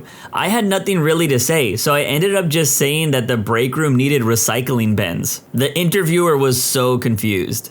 I had a friend who worked in the selling of online spicy content advertisements. He was making them millions a year via Cam and had all his clients up there spending. Repeatedly asked for a raise and they said that they couldn't afford it. He got another job that almost doubled his salary and then he showed them the offer and asked for $10K more than they were offering or he would go to the new firm with his clients. They cursed him out, told him that he was a traitor and said that there were more dignified ways to do this. In the end though, they gave him the wage he wanted. He asked for it in writing and then he forwarded it to the rival firm to negotiate the original offer. They matched the additional $10K and he bounced anyway with his clients and got his old jerk bosses to help him get another $10K of salary at his new job. Had a client freak out on us and harass us with cell phone calls every few minutes because we couldn't accommodate her needs. She wanted to make her countertops larger than the actual slab of granite. You can't grow rock. So we just refused her deposit and told her not to call us anymore. She was speechless. She was trying to get a discount and now she had to start the whole process elsewhere. We don't abide by the customer is always right. Firing the customer is definitely a thing. Sometimes 20% of your business requires 80% of the effort. Businesses that want to do better look hard at that 20%. I did wedding photography for a few years before every person on the planet had a digital camera. During a consultation, the fiance asked me if I had an umbrella insurance policy in case they were disappointed with the photos and wanted to sue me. He wasn't joking. He called me later to let me know that they decided to choose me as their photographer. I told him thanks, but no thanks, citing creative differences. Some people are idiots. Reminds me of a story back when I was in high school. One of our extended group of friends was a semi-annoying guy most of us tolerated. We'll call him Todd. Todd got into a car accident with one of our other friends and came out with a couple of cuts and bruises. No big deal. A couple of months later, we were all joking around in front of another friend's place and are about to hop into another friend's car. Todd decides that this is a good time to say, "Hey, make sure you guys don't get into an accident. I didn't want to sue the other friend at the time, but it was probably a mistake. Could have gotten a lot of money." Friend with the car's mom hears that from the porch and runs over to cuss Todd out and informs my friend that since she pays for the insurance on the car, like a nice mom, Todd is banned from that vehicle, just in case, because she doesn't want any bloody lawsuits. Everyone else in the friend group talks it over and agrees this is a sensible precaution. And that's the story of why Todd had to take the bus everywhere until he got his own car. Man, I think everyone's had a Todd in their friend group before. This was my last job. Was hired to be doing PC repair, only to be told an hour before my first shift that there wasn't any hours available for that, and that they could put me elsewhere. Begrudgingly, I accepted as I turned down another position and needed the work. Fast forward a few months and the manager decides I'm going to be filling in for the only person handling shipping and receiving for this giant department store, single-handedly with 3 days of training. So of course things aren't going well, as this is a 2-person position at minimum for 8 hours and I'm expected to do it in 6. The last day on the job, I'm swamped. Vendors are fighting with each other over the dock space and another manager comes up freaking out on me because I couldn't get the extra work done, and I told her repeatedly that I couldn't be done. Exasperated, I pleaded my case, to which she callously said, "I don't give a crap." Now I'm getting mad. She replied to me at this point and says, "Do you know who you're talking to?" I replied, "Yeah, the bee who now is running this poop show because I'm out." $11.35 an hour with my promised hours gutted was not worth it.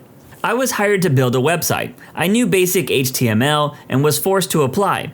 They wanted to pay me an hourly wage rather than actually getting a professional. In short, the site consisted of listing all the items they had for sale in pretty much a single table on the site, as they took old appliances, TVs, freezers, fridges, etc., and sold them to various third world countries. So I had to take the pictures of all the products to have the images on the sites.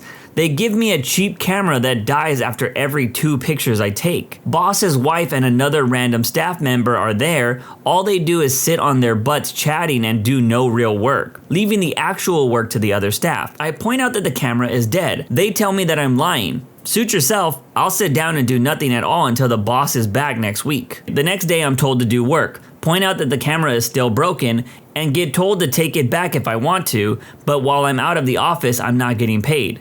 So I stay sat down doing nothing. I will point out that the actual site was built in the first day. It was literally just a white page with their contact details on it and a list of the items and prices. Hardly some long drawn out thing that actually needed work. So the next day, guy comes in to look at the stock and buy some, and asked if we have a camera. I immediately offer him the one that was given and point out that it doesn't work, but if he can get it going, he's welcome to use it.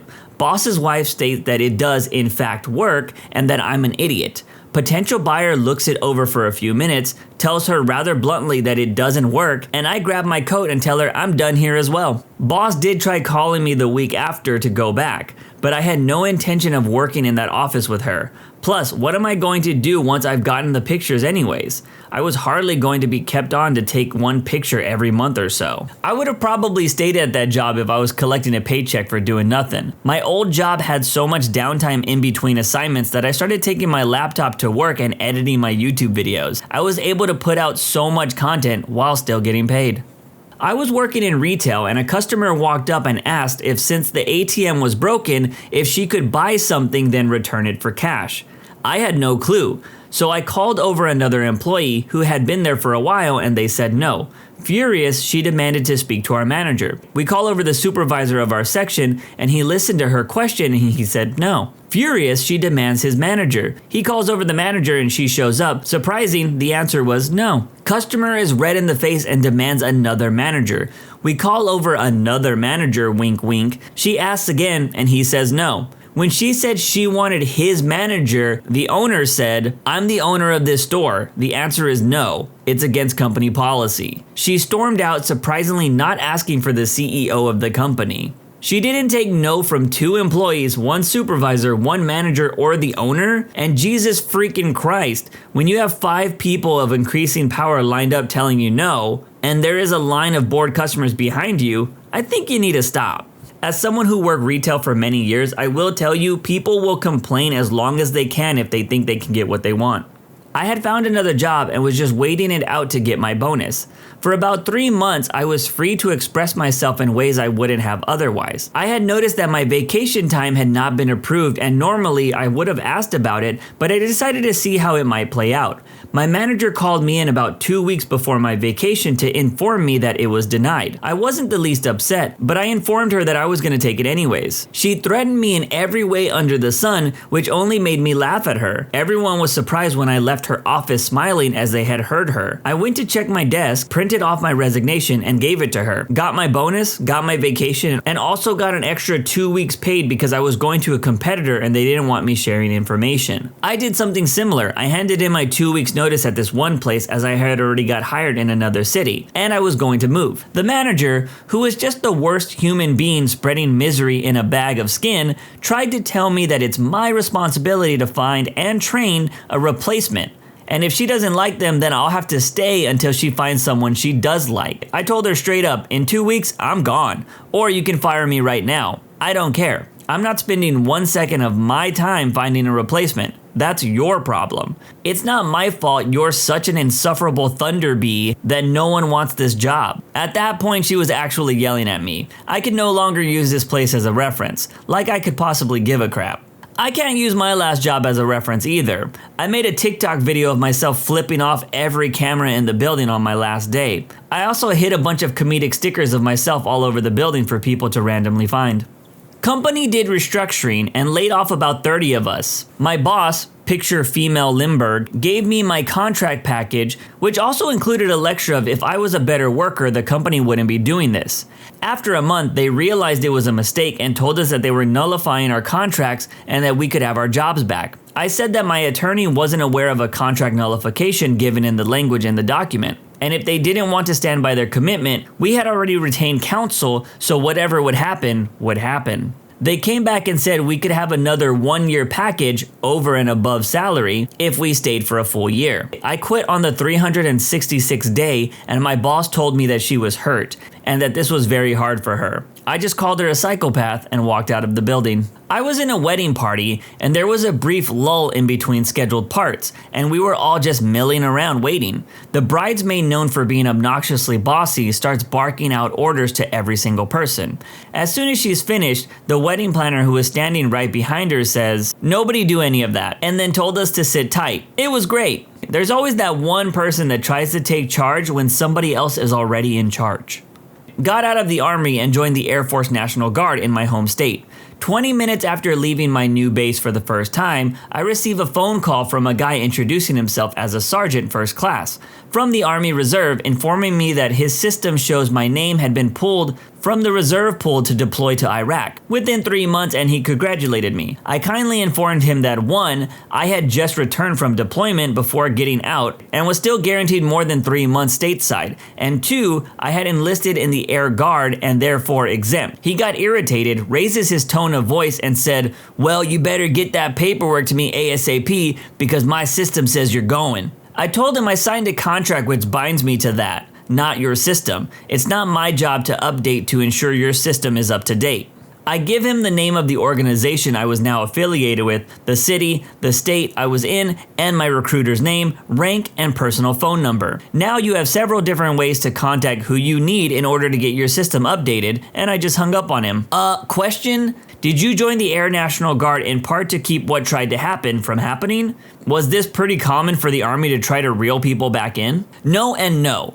I switched because as part of the out-processing from active duty, you had to schedule an appointment with the National Guard rep. This particular guy touted $20,000 bonus for my job in this particular group announcement. But when I went in for my appointment just 4 days later, suddenly it was gone. I didn't like being taken for a fool. The Air National Guard offered said enlisting bonus plus a little less grueling lifestyle. Overwhelming majority of inactive reserves for the armed forces never get recalled unless there's some nationally known and televised escalation in fighting, such as Iraq in 07 or 08, or World War III breaks out suddenly and there's a huge demand for seasoned service members.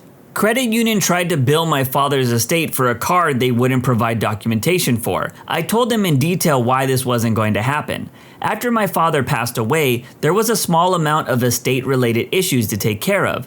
I was the legal executor of his estate. While I was sorting through things, I started getting letters from a local credit union regarding a credit card account of his that they wanted paid off. Problem was, I could find no evidence on my end in all of my dad's paperwork of him having had that credit card. And though I knew he had a savings account with them, I didn't recall any prior bills from them regarding said credit card. And I had been handling his bills close to a year before his passing. I went in to ask for evidence and got told that only the CEO could handle the matter. She was on vacation that week, so I left my name and number to have her get back to me. When she finally got back to me, she didn't offer any evidence, but instead offered a number of demands that I immediately pay the money, and if there wasn't enough money in my dad's estate, I should sell the house that he owned for the alleged debt of $600. Pointing out that he had not, in fact, owned said house for quite some time by the time he died fell on deaf ears. The letters continued, some personally written and rather harassing in tone. I was feeling rather concerned as I didn't know exactly what they could do or what my options were. I know the smart thing would have been to retain an estate lawyer to handle it, but what do you do when you're not an attorney or don't have the money to retain one? I had been handling things myself as the most financially minded of my siblings, and trying to handle things as a matter of common sense and common decency. There wasn't a lot of assets or debts with the estate. It seems that it should have been pretty straightforward, and other than this case, all of it went smoothly. Fortunately, Oregon state laws are actually really easy to read for a layman. I spent several nights studying the various sections and determined exactly how things should go, and I wrote a letter, sent certified delivery with a return receipt, back to the credit union CEO. In the letter, I stated the following. First, that there is no evidence present for the claim. I was formally denying in my capacity as the executor, which the law allowed, with the window of opportunity of 30 days to appeal the decision in court. Second, that if she wished to make any appeal to me personally and save on the court fees, she needed to provide documentation of the account, including a record of all transactions and changes to justify the amount claimed. Naturally, I got a letter back 4 weeks later. It contained some paperwork, including the paperwork establishing my dad's savings account, but nothing establishing the credit card. Further, the letter stated that it would be too difficult to provide full records of all the transactions. Any bankers out there, take note, never tell a programmer that it's too difficult for you to access your own data. We know it's either BS or that you're admitting incompetence.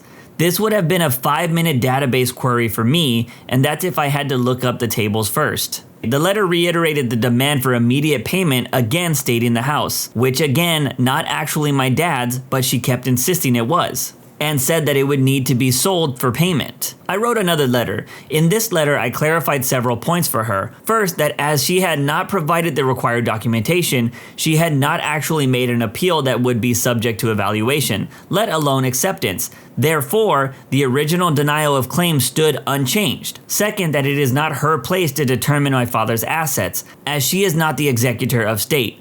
Third, that even if her claim were to be granted, Oregon law requires 6 months from the descendant's passing to receive all claims before any of those claims may be paid out. And by demanding immediate payment, she was attempting to get me to break the law. Fourth, that Oregon law declares priority of claims by the nature of them, and credit card debts were ranked N, where the above included taxes, medical debts, and various other things. Even if her claim had been granted, she could not be paid unless there was money left after paying all the higher priority debts. And even if the house had been included, that wouldn't have been the case. And fifth, as the 1-month deadline for appealing in court would have expired by the time they received this letter, they had exhausted all of their legal options, and further attempt to pursue this claim would constitute unlawful harassment, and charges would be pressed in such an instance. I never heard back from her again. This was a massive W if I've ever seen one. Good on the OP, even though I didn't understand half of it. Teachers of Reddit, what was the trashiest thing you've seen a parent do? I work at a school where over 80% of our population lives under the poverty line.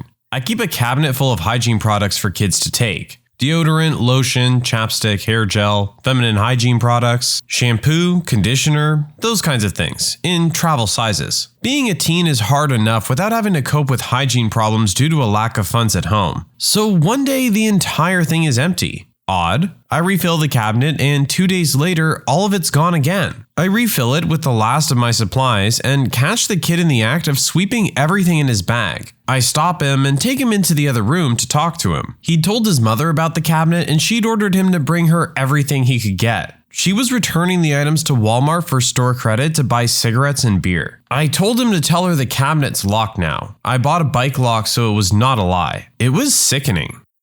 Mother came to a school sports day swigging from a bottle of wine. We always felt desperately sorry for her daughter, because whenever she returned to school following a holiday at home, this was boarding school, we had to wash all her clothes because they reeked of cigarettes. And this poor little girl was easily the most unhappy child I've ever seen. Woman I used to babysit for worked in a school as an assistant or something in Toronto. She always told this story about how the class rabbit would go home with a new kid each week. They kept trying to avoid giving one kid the bunny for the weekend because it was clear his home life wasn't the best. But they finally caved and let him take the rabbit home. The parents killed the rabbit and ate it. They killed the class bunny and fried it up for dinner. They weren't even ashamed when they told the teacher what happened on Monday. Said they were out of groceries or something. My mom's a teacher, and in order to talk to a parent about a child that was struggling due to the school environment, she arranged to meet at the parent's house. Keep in mind, this was scheduled in advance with a set time. The dad answered the door 100% naked and proceeded to have the meeting naked right there on the front porch. My mom doesn't do anything outside the school anymore.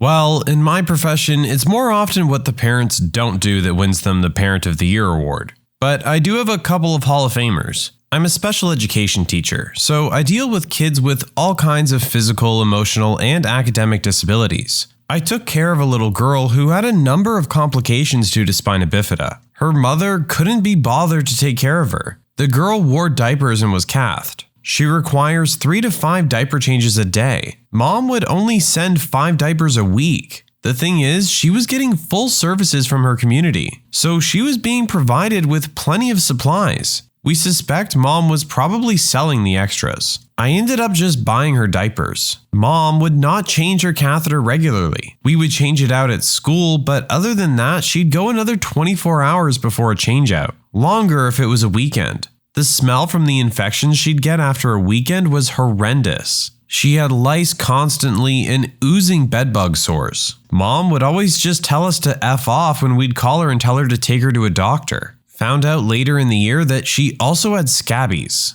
We offered to administer the medications and creams at school. Mom told us to go to hell. Girl would come to school in men's underwear, XXL shirts, and size 16 pants. She was 8. Finally discovered that her 9-year-old sister was changing her diapers and dressing her every day, and sister couldn't find any other cleanish clothes to put on her. Mom's response? I'm busy, I have to get to work in the mornings. Final straw was when the nurse discovered what appeared to be STD warts while changing her diaper one day. Nurse made for the 10th time another CPS report, but principal insisted that we call home and report our findings. Grandma found out, tipped off Mom, and Mom appeared at the school 15 minutes later, snatched up the kids and disappeared.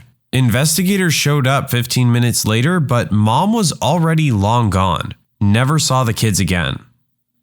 Staff raised money to get an 8-year-old girl a winter coat. We live in rural Canada. Girl came to school the next day in a t-shirt in the dead of winter. Her mom wearing the brand new child-sized jacket. The principal confronted her about it, and Mom told her to F off, and anything her kids owned belonged to her and she could do with what she wanted. Child aid was called, and that student lives with a very nice foster family now. Mom was rail thin too. Looked like the stereotypical junkie archetype. The sleeves were 3 inches too short, didn't cover most of her stomach, and she couldn't do it up properly. Our vice principal is a former army sergeant who's built like a tank. He's well-liked and an amazing role model in a community where many of our kids don't have a good male role model. On several occasions, I've seen mothers step well over the line and make very sexual comments to him directly in front of their kids. I mean, in plain sight of their own children, and in ways the kids notice. He's always very respectful and often asks another staff member to join him if he sees one of these parents coming to talk. But it's pretty trashy when it comes to some of the innuendo I've overheard. These aren't jokes either. They try to get handsy with him too. My cousin is a teacher, and she once had a parent come to a parent-teacher conference extremely drunk and right before the meeting, tried to pull out a bag of drugs and start doing them. Police were called, and so was CPS. The school also had to call 911 once because a parent overdosed in the parking lot while waiting to pick up their kid, and the poor kid was too young to understand why their mom was slumped over in their car.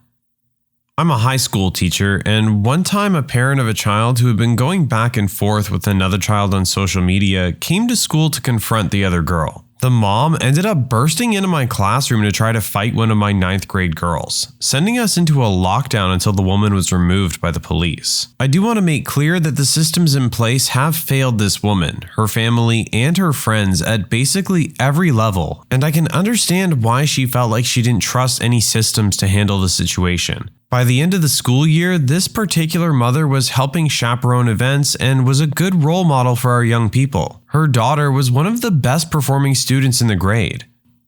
I volunteer at after-school programs to help tutor. I had a student earlier this year. Good kid, loves math, loves computers, wants to be a programmer when he grows up. He's really struggling in 7th grade because he has no computer at home. We have to do his online assignments at the program, but we only meet twice a week. I pulled his mom aside and explained how he could be doing much better in school with some kind of PC and internet access at home. She says that she can't afford a computer. I tell her that for $200, I could piece all the parts together myself for a fully functional setup that would be sufficient for at least the next few years. I'd even build it with him so he could learn some extremely valuable information. I'd even front her half, but she would have to pay me back. She says no way, still out of her budget. Mind you, while we're having this conversation, she's barely looking up to speak to me, too busy scrolling through the gram on her iPhone. I say forget it, I'll do it myself. I managed to scrap all the parts together I'd need for free. I only had to buy the hard drive. The setup was really out of date, but still worked, and gave it to the kid, and he was thrilled. About a month later, I notice he's trying to finish all his homework at the program again.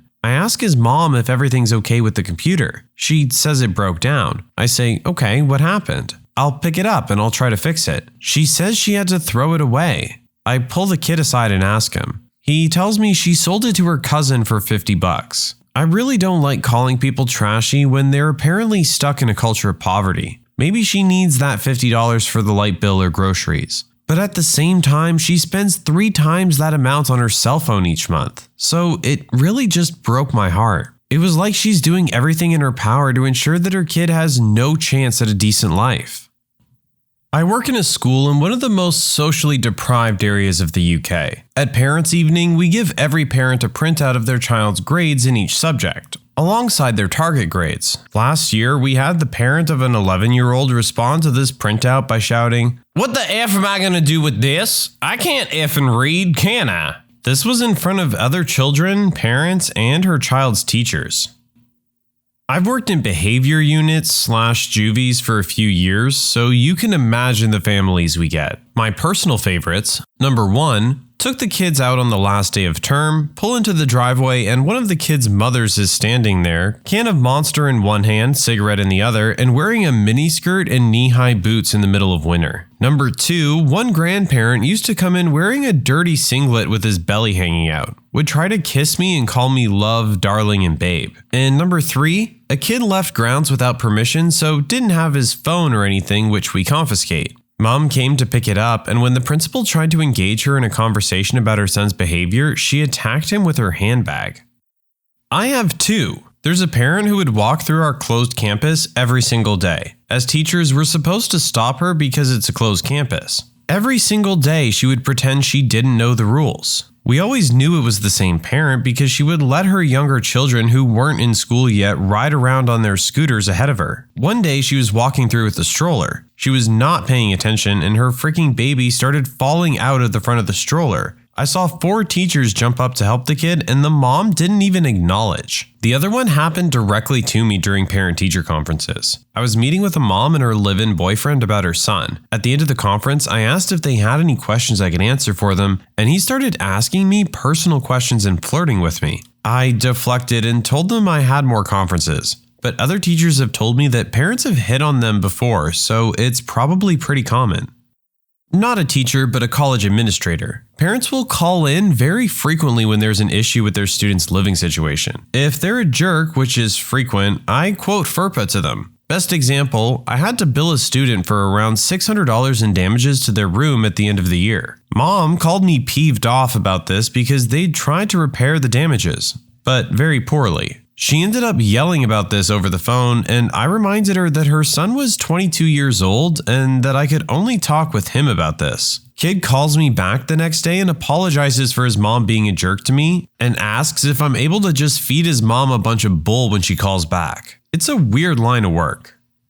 Not a teacher, but my dad once worked as a groundskeeper at a primary school. Worst thing he ever saw was a guy dropping his daughter off to school, and before she went through the gate, her dad went through her school bag and took out all of her packed food and left eating it, essentially leaving her with nothing to eat that day. Dad said he was so angry that he wanted to knock the guy out right then and there for leaving his child with no food for the day. But he ended up going straight to the principal to tell them what he witnessed so it could be investigated properly and get the kid help.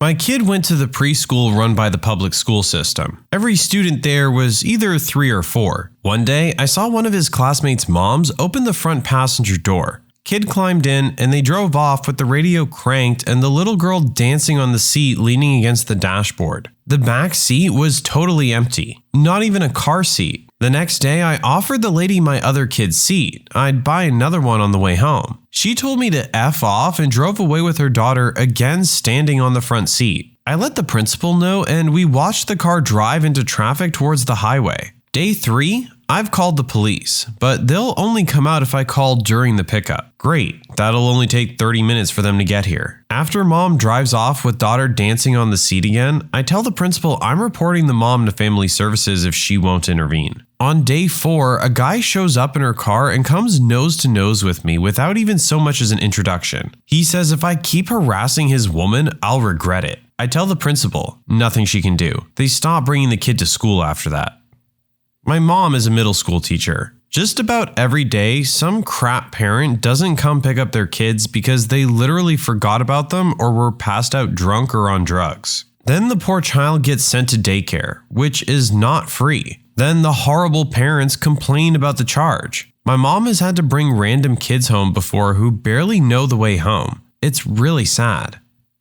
Parent witness to an event, but not a teacher. My kid's very first day of school. She's 4.5. In the gym hall, all the kids and parents are in lines according to class, and one by one, the teachers come and take them away. Our group was last to go. As we're waiting, a guy storms in, clearly drunk, and starts shouting at a woman in the line. Why the F didn't you tell me this was now? I've been looking everywhere, etc., etc. And he slapped the mom. Another dad in the line pulls drunk dad away and pushes him. He falls down on top of another kid. That mom screams. Drunk starts to run out. Squish kid's dad chasing him. He made it out of the gym, but then he got caught and had the crap kicked out of him in the school reception. Everyone is freaked out. Kids are crying. Then the very happy teacher who's completely unaware comes in. I start Googling prices for private schools.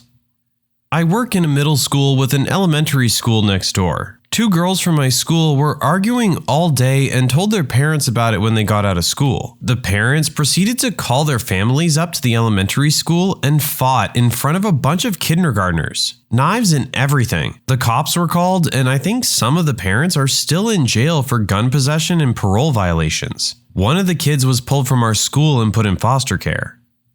My wife is a special education teacher at a school that's about a 50-50 mix between lower middle class and extreme poverty-stricken elementary student. One of her coworkers had a behavioral student that kept lashing out and having the cops called on them. His mom was never home as she was well known to be both addicted to meth and willing to sell herself to pay for said drugs. The last week of school this year, he started a bunch of fights and the principal decided to just suspend him for the last 3 days of school. The principal called to tell the mom, who was out of state and left their 8-year-old home alone, that the kid was suspended for the rest of the year. The mom responds over speaker that the school is run by dumb racist white women and she's gonna come over there and kick y'all white women's butts. And she just kept screaming that over and over. Mom is white. The kid is white. The principal hung up and CPS was called. Used to work with teenagers who had behavioral problems in a special school. One day, a student of mine had an outburst. He started punching staff and students alike while screaming. It took 5 male teachers to hold him down. The headmaster called his mom so she could pick him up. She had 10 minutes. If longer, we would call the cops. The mother arrived 8 minutes later. A woman in her late 40s with bleach blonde hair wearing a miniskirt and a crop top. She came in yelling and swearing at her son. She picked him up and smacked him on the back of the head while telling him he was a good-for-nothing idiot. I'm not a teacher, but my mother is. It was her birthday and I live 3 hours away from her. I drove to my parents' house unannounced to surprise her for her birthday. She was obviously working as it was school hours, so I drove to the school she works at just as they were finishing. I was heading to the staff room, which is behind the reception area. I was about to announce myself to the receptionist and ask to wait for my mom in the staff room when this angry as heck dad storms in. He was abusing the heck out of the poor receptionist because his daughter got in trouble for being a delinquent in class. The principal comes out and tries to defuse the situation, and a minute later, my mother comes in on her way to the staff room. It's hectic in there, and then all of a sudden, the angry dad headbutts the principal right in the face. My mother screams and angry dad turns and takes 1 step towards her. Before he got any further, I, without thinking, punched that dude in the face and his nose disappeared. Police came shortly after and I wasn't charged. It was classified as restraining with reasonable force due to him headbutting. Happy birthday, Mom.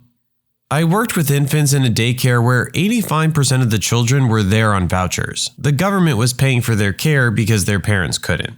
Had a mom who was 27 with 5 kids, newborn to 9-year-olds, all from different fathers. Every one of her children were mixed, but she was constantly talking about how much she hated black people. I was one of 5 other white women in a staff of 20, and she was not afraid to tell me she didn't trust the other black women with her newborn, who I practically raised from 4 weeks to nearly a year. She would only give the baby girl to me at drop-off and would often complain if she saw anyone else holding her. She would bring her kids in at opening, 6 a.m., and wouldn't come back until half an hour to an hour after closing, 6 p.m. Once, so late we had to call the police because we thought she'd abandoned them. She talked about how she wasn't making enough money and could hardly pay her rent, but always had fresh nails and went to the hair salon monthly. Her 2-year-old had very coily mixed hair and would come in with mats, tangles, and week-old braids. Some of the other black women who knew how to take care of that kind of hair would do so during the day, and the mom was always pissed about it and accused them of trying to tell her how to raise her daughter. My last day at that job, I told my director about her racist comments and behavior towards the other women. So she pulls the mom into her office to talk about it when she picked up her kids that day. Late, as per usual. A week after that, I had a coworker text me and tell me she pulled all 5 of her kids from the daycare. I never saw the little one again and think about her often. She's gonna be 2 soon. I hope she's doing okay.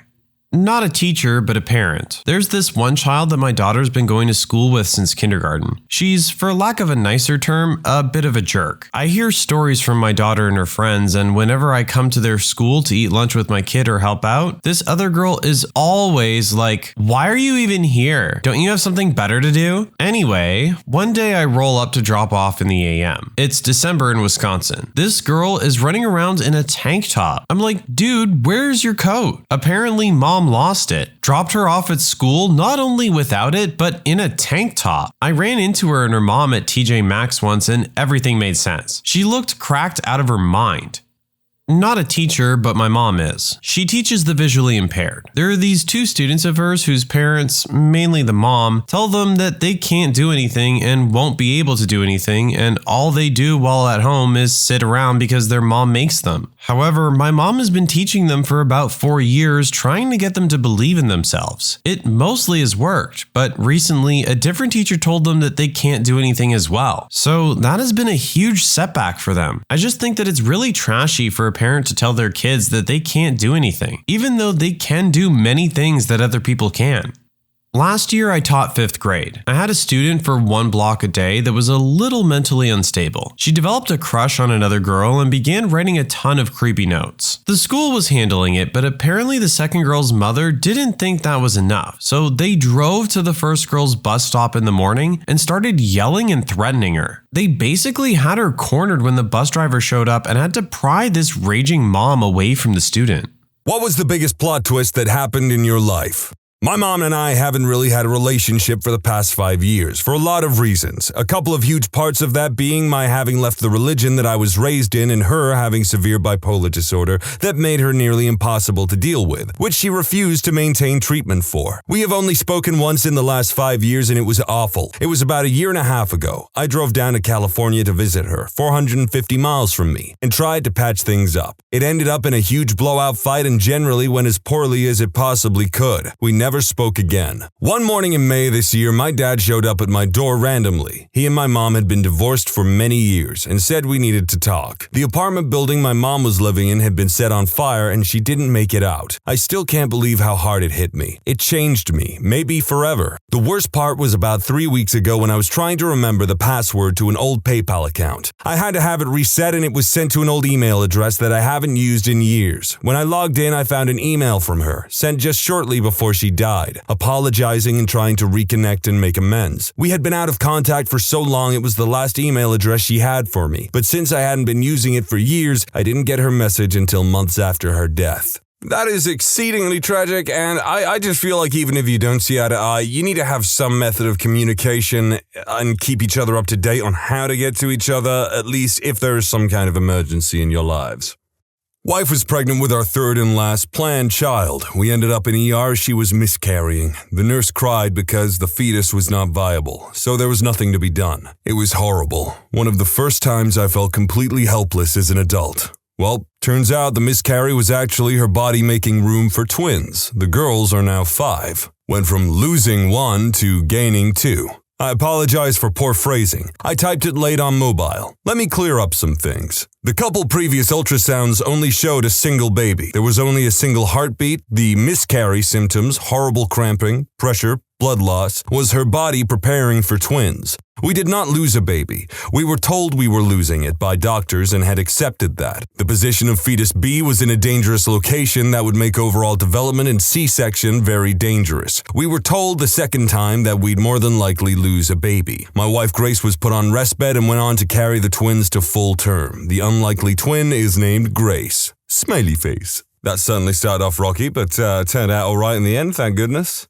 I was transferred to a division. Within a few months, my new supervisor and I hated each other. She was incompetent and I spoke up when she screwed up. She made my life hell and finally decided to give me a job that she thought would make me quit. I packed up my stuff in a box and asked for help moving to my new desk. She said she didn't have anyone to spare. I was carrying my box and didn't see a spill on the floor, ironically just outside her office. I slipped, fell, and broke my knee. I am on permanent disability. Very legitimately received a huge settlement, lifetime health care, retired early. She was demoted, then fired partially due to the way she handled my case. This all happened a few years ago. Recently, when my husband and I were grocery shopping, I saw her in the store. I didn't want to see her, but my husband caught her eye and gave her a big thumbs up. She looked angry. That sounds like a happy ending, but the fact that they're on disability for the rest of their life after breaking their knee and stuff, I would be utterly and unfathomably miserable if I could not move properly. I love being able to move. I like going out on sunny day strolls and riding my bike and stuff. The money might help, yeah, but I just appreciate my ability to move and stuff, personally. I met a girl through Plenty of Fish and dated her for a year. She lived 6 minutes up the street from me, so we saw each other quite often. Both of us were quite introverted, so we mainly only hung out with each other. We both considered the relationship to be serious and exclusive. Anyway, right from the start of the relationship, I noticed that she would text this one guy pretty frequently. I asked her about him, and she told me that he was her tattoo artist. Just to be snoopy, I checked out the website of the place she got her tattoos done. Sure enough, there was a tattoo artist there with the same first name as the guy in her phone, but the last name was different. I asked her about it, and she quickly called me out on being paranoid, and how it was ridiculous to think that she would lie to me. I agreed, it was pretty paranoid of me. Maybe 5 months later into the relationship, I'm on Facebook and I decide to search the name of the guy in her phone. A profile comes up in the same small city we both live in, but there is no profile picture or anything. I decide to bring it up with her again because now there is 2 Facebook profiles, one who is actually a tattoo artist and one who has the same name that is in her phone. She freaks out on me for bringing it up again and tells me that I'm crazy. I agreed but just wanted a straight answer. She told me that I had nothing to be worried about. I apologized and we got over it. About a year into the relationship, I found her on Plenty of Fish. I would periodically go on there to see if she recreated her profile. We both deleted our profiles. I found a profile that I thought might be hers, but obviously no pictures. I catfished it and it turned out to be her. She was back on Plenty of Fish and looking for guys. I had all the evidence I needed and I was going to confront her with it the next day and break up with her. However, I thought that if I was going to break up with her, I was going to message this Facebook profile I had found that matched the name in her phone just out of curiosity. Plot twist. I messaged the guy. He gets back to me immediately. We converse and it turns out that he is her boyfriend. I had been her second boyfriend the entire time. She met him 2 months before she met me. She bounced back between me and him for an entire year. Neither me or him knew about each other. He saw my name in her phone once and she said that I was her tattoo artist. Every time I ever called her out, I was right. Every time she was gone mysteriously at night, she was with him. Every time she said she was hanging out with a friend of hers, she was with him. She doesn't actually have any friends. It was always him. Anyway, we both broke up with her the next morning and met the next day to have a beer. Haven't spoken with him since. While I find behavior like this somewhat reprehensible, I must say it is rather impressive she kept this charade going for over a year. But I will also say that this person sounds like a naturally paranoid individual, but they were absolutely on point. Bill was a self-made millionaire by the time he was 18 years old. That was in the mid-'80s. He has been one of my best and certainly most influential friends. 25 years ago, he married a girl that I did not like or trust. I told him as much, but he married her weird butt anyway. A few years ago, she ran off with a guy she met at a roller skating rink. He apparently wooed her with his zooming around or whatever, and Bill was single again. He met a girl and I insisted I meet her. Bill remembered that I had not approved of his ex. We met for lunch at one of those awful buffets. The girl was beautiful. She used English like a scalpel, working on a PhD. She was awesome. But I noticed little things about her. She had obviously been to finishing school. Then why did she have fingernail polish on her cuticles and a dress from a 1985 resale rack? There were just a lot of details that didn't add up, and Bill was getting ready to marry her. I told Bill that I thought she was hiding something, but I didn't care. This gal was high class and high bred. I told him she was great. Bill hadn't met her parents till the wedding. It was at their beach house in Destin. It turns out that my friend hadn't told his new bride of his formidable wealth, but she had been hiding the fact that her parents are legit billionaires. Bill deserves someone like her. And I wish Bill all the happiness in the world. I have one that is straight out of a goddamn soap opera, and I'm fully ready to accept people calling bullcrap on it, but I'm gonna tell it anyway. I was very good friends with a guy in high school named John who was dating a lovely guy named Jenny, Polish or something. I can't recall, but that's sort of irrelevant, and was madly in love with him. He carried Jenny's picture around in his wallet, and every time they were together, they were super sweet. Really adorable couple. Then, one day, Jenny starts acting really strange and distant. Doesn't answer John's phone calls, doesn't spend time with us, the whole works. He flat out broke up with John and broke the poor guy's heart. I bought a spare t-shirt for a few days because my shoulder would be soaked from him crying on it. And then it got even worse. John called me one afternoon after school and begged me to come over because he needed a friend. When I got there, he told me that Jenny had been killed in a car accident and he was absolutely devastated all over again. I went with him to the funeral a few days later for moral support and he was just broken. Spent a couple of weeks just moping and being depressed. And here comes the plot twist. Are you ready for this crap? He gets a frickin' call from Jenny. He had a twin brother that we never knew about who was apparently a big troublemaker, and he had been sent off to boarding school. When he'd be home to visit last, they'd swap places for some reason that I never found out. Either simply for a laugh or for some other reason I never knew, but they did. His twin was the one that had been avoiding John and broke up with him, and he had been drinking and doing illegal substances before he got into the accident that killed him. Jenny had been off at boarding school, so he wasn't able to make it back for the funeral, and when he did get home, he had to work up his nerve for a few days to tell his parents what they'd done, which led to them realizing that the child they thought was dead was actually alive, and vice versa, which led to some fun family complications, not the least of which being obituary retractions, headstone replacements, and lots of screaming apparently. Meanwhile, John and him had a whirlwind romance afterwards and a giddy fit of reunited bliss, but it fizzled out after a month or so because John was furious after the reality sank in at what Janny had done without telling him and letting him be so miserable all that time. Not to mention letting him think that he died. I was the third-party observer in all of this, but to this day, it's probably the most unbelievable thing that's ever happened in my life. Well, this just had everything. Illegal substances, alcohol, romance, identical twins. Yeah, they're right, it is straight out of a goddamn drama.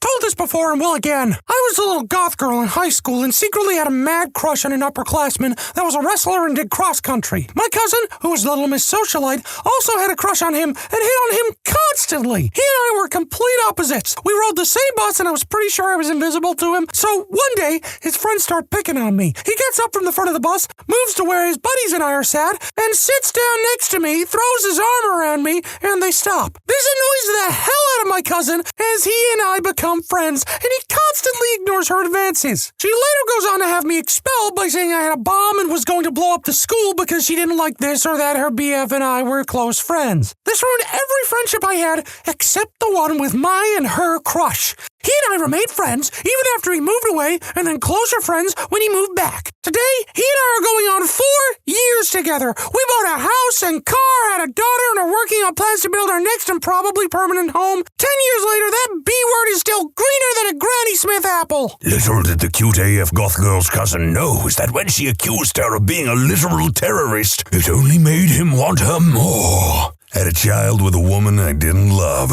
Gave up my entire life to move states to try and give it a go. Became depressed and made the decision to move back home after realizing it just wasn't working. She filed for child support and thus began the gauntlet of her parents reminding me of how I abandoned my son and family and that I was a piece of crap. Ex wouldn't let me talk to my son unless I paid child support plus additional expenses, which I did because what did I know about being a father at 23? Still made monthly drives to see my son because I loved him. She became increasingly addicted to illegal substances and moved my son from state to state, turning to family members she could leech from. Parents told me I would never see my son again because I don't deserve him. I sued for sole custody, and I'm currently owed $60,000 in back child support and lawyer fees. She's been held in contempt 4 times, and we have a compliance hearing coming up on the 10th. She doesn't attempt to speak to my son, and now 6. He wasn't yet 4 the last time they spoke, and current girlfriend of 5 years is referred to as Mom. You know, good for this guy. Seems to have gone through a lot of personal suffering and well chuffed that he persevered and now happier than ever. Hell yeah.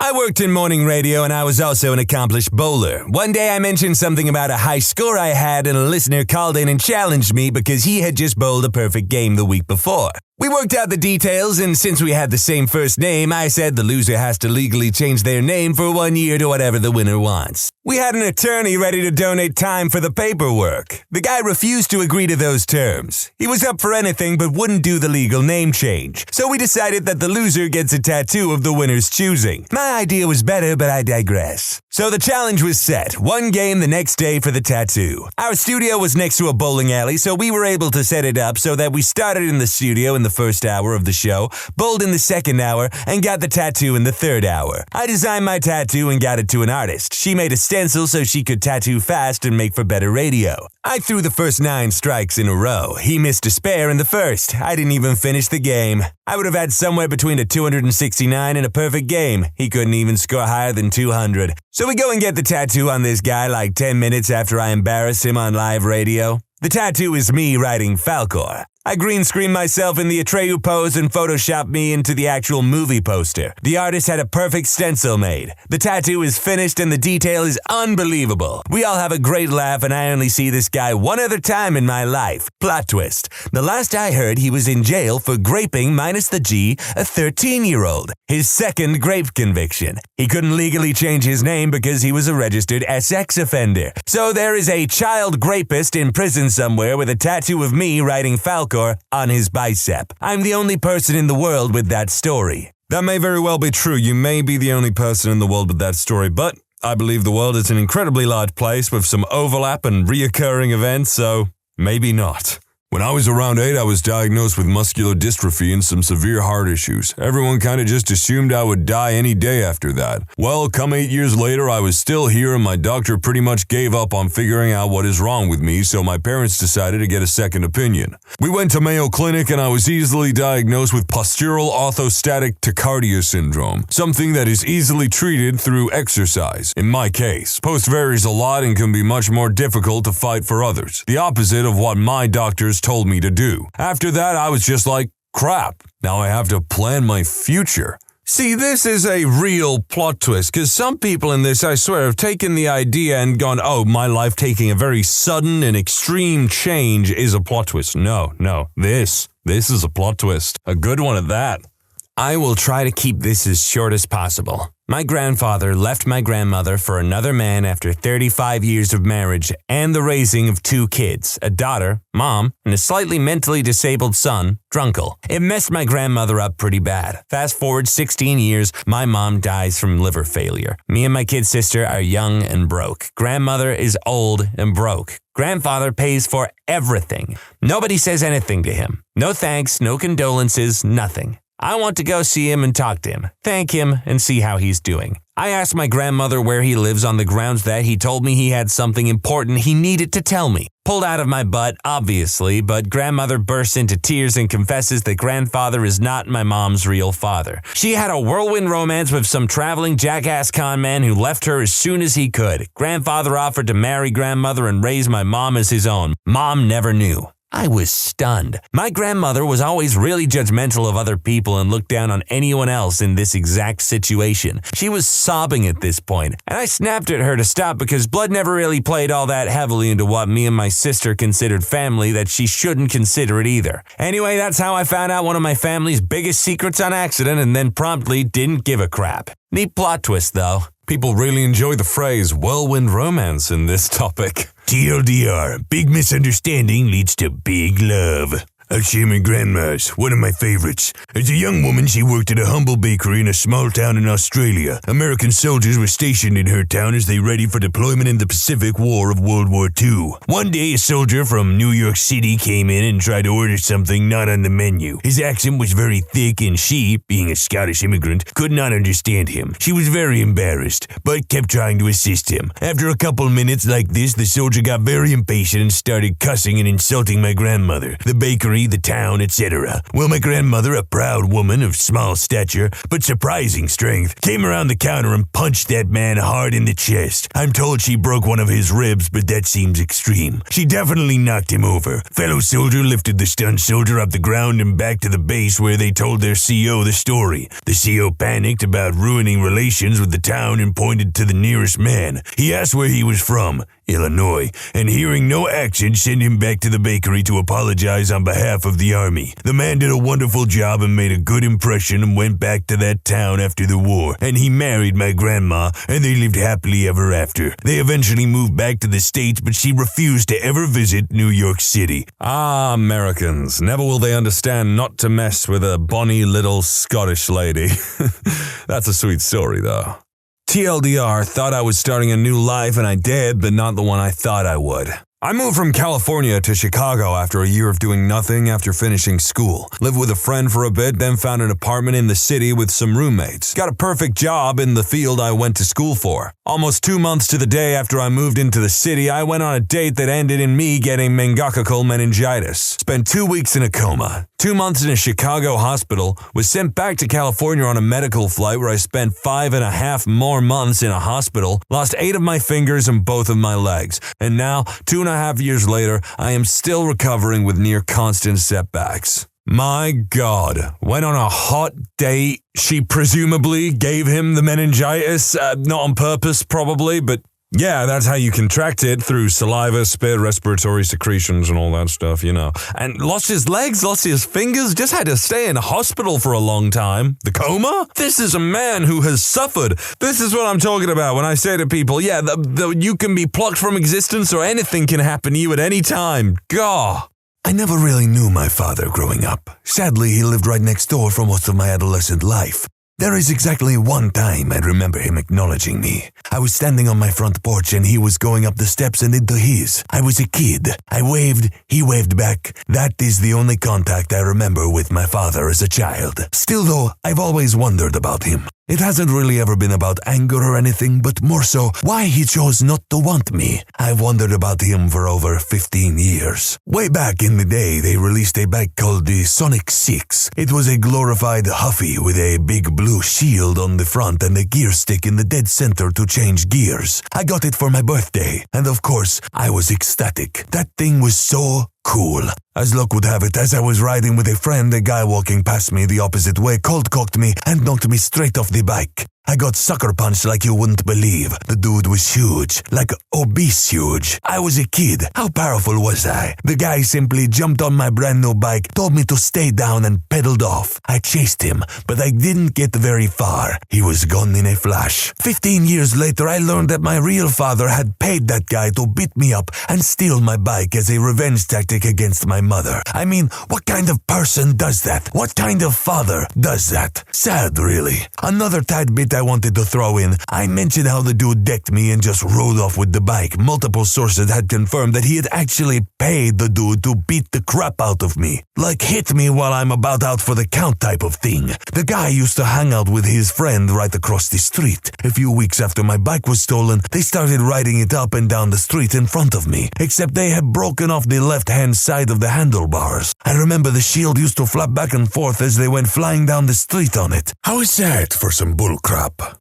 What a despicable, vindictive individual to pay someone to beat up your son and steal his bike because you don't like the mom. What? That was their father's name? Stan Smith? Does he work for the CIA? Because that's the kind of thing that he would do. Well, maybe not actually, because Stan Smith would probably do it himself. What is the dumbest but 100% serious thing that someone has said to you? My sister thought diet pills were low-calorie pills. Her actual quote was, "Wait, diet pills aren't for losing weight? They're not just a healthier version of regular pills?" Is it bad that I understand how she could get confused? You stupid idiot. How can there be shadows on the moon if there's no gravity? Working in retail and a customer came up to me and said in a very angry tone, "What is that noise? You need to tell your manager to fix whatever that is." That's rain. It's raining outside, lady. I will say, when I worked at a big warehouse store, when it rained hard, it was pretty loud. We were in a car and an ambulance passed us with its lights on. My friend turned to me with a very serious look on her face and asked, "If you were a blind and deaf car driver, how could you know how to pull over for the ambulance?" That became her senior quote. I had a similar thought the other day. My younger sister asked me why ambulances have flashing lights. I said that it was to get the attention of drivers, especially those that may be deaf. I then thought to myself, the loud sirens must be to get the attention of blind drivers. You would think that blind driving is an obvious no-no, right? Well, I learned recently that blind people can legally get a license to carry, which is pretty wild to me. My then 16-year-old sister once told me while cutting an onion, "God, why did they put the paper on these onions so tight?" She actually thought the skin of an onion was some kind of wrapper. I used to work in a kitchen and one of the pot washers was cleaning a slicer and not exactly being careful. I told him the correct way to do it so he didn't chance cutting any of his fingers. With a straight face and being completely serious, he told me that he didn't care if he cut his fingers off. It would just grow back, like a starfish. "Hi, is this the Krusty Krab?" "No, this is Patrick." I was once told that substance dogs at the airport, schools, etc. were addicted to the substance they were looking for, so each airport had a different dog for each substance. This person was a university graduate. They were probably really wasted while watching that episode of Family Guy where Brian becomes a substance-sniffing dog and gets addicted to a certain powder. I bet they saw that episode on TikTok and then there was Subway Surfer and someone cutting soap next to it. This happened last night at the bar I work at. I get a ticket for 2 Chardonnays, one with ice. All right, one with ice. And one as it's supposed to be. There we go. 3 minutes later, in storms a lady with 2 wine glasses in her hand. "Look at this." she says, and somewhat slams the glasses onto the bar. I am a little shocked that the glasses didn't break, and I did as I was told. I looked at the glasses. Yes, one Chardonnay with ice and one without. What's the matter, ma'am? I ask. Why did she get more wine than me? She asked, annoyed. More wine? I ask. There's not more in either one. Both have 120 milliliters exactly, as it's supposed to be. Would you like some ice too? But that one is fuller, and she points at the one with ice. Yes, it has ice in it, I reply. Why does she get more wine with the ice? Why don't I get more wine? Look, this one has that much more wine. Showing the difference between the glasses by pinching her fingers. Well, you get where this is going. This lady didn't understand that if you fill 2 glasses of wine and add ice to one, the ice will make it look fuller. But it's just because the ice takes up space. I had to literally show her that it's just the ice making it look like the glass is fuller, which it of course was, but didn't have more wine. Even then, I think she still thought she was being mistreated. When you have to explain Archimedes' freaking principle to an irate customer, you should win a prize. Doing so sounds frustrating enough in a normal setting. Now picture a crowded bar, 2 rows of people waiting to order drinks, a ticket machine spitting out orders from the terrace and the seating area. But damn, I wanted to end this lady. In the end, I took out the ice from the glass, told her, look, the same. Now I add the ice, just the ice, and there you go. I didn't add more wine, did I? And then she sorta agreed and sat her butt back down. Still don't think she trusted me on the there is no more wine in it part. If I ever open up a service-based business, I figure each of my employees should get 1 F off per year of service. It will be well advertised to our customers that if you are the lucky recipient of said F off, you should assume that you're the worst customer that employee has dealt with in the last year. And you should ban yourself from the premises. While working at my first library job, there was this young college girl, I'm assuming freshman, who came into the public library for some books for class. She seemed to be doing fine, so I leave her alone until she repeatedly makes very frustrated noises, so I offer my help.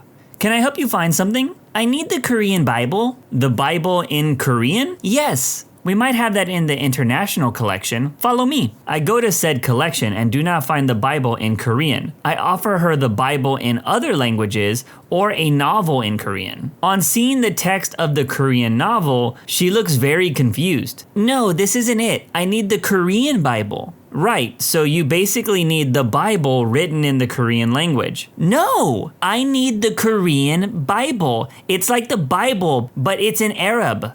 Me trying not to facepalm. Do you perhaps mean the Quran? This is also the same job where my 6-year-old boss asked me what pitcher and catcher meant on a gay blog she happened upon. And when I explained, she very cheerfully walked away saying, well, 'tis better to give than receive. Heard 2 girls talking on the bus to my class. Girl 1, let's go to Hawaii this summer. Girl 2, I wish. I don't like to fly though. Girl 1, it's fine. I think the bridge is almost finished. We can just drive. These girls were students at a university. Okay, so after reading this, I instantly Googled how long that drive would be if a bridge existed, and I found this comment. Okay, I'll bite. I'm not gonna take the it's impossible end of story route here. We all know that's true. Assume, despite all the engineering challenges, someone found a way to safely build a bridge between San Francisco and Honolulu that didn't bankrupt the United States in the process. Consider that it is roughly 2,400 miles between San Francisco and Honolulu. That's roughly the same distance between San Francisco and Detroit. And Google Maps says that it'll take 35 hours to get there, without rest stops or meal stops or hotel stops. Assuming the highway is built to federal interstate standards, I would imagine it would take about that long to get there, again, without stops. Probably about 4 days or so if they actually built rest stops on the bridge. But if you had one bad accident on that bridge, I would expect the time to multiply exponentially. So when is the tow truck gonna get here? AAA says sometime tomorrow. A friend thought human specimen plus store-bought chicken egg equaled a live creature. But in reality, it's just really salty scrambled eggs.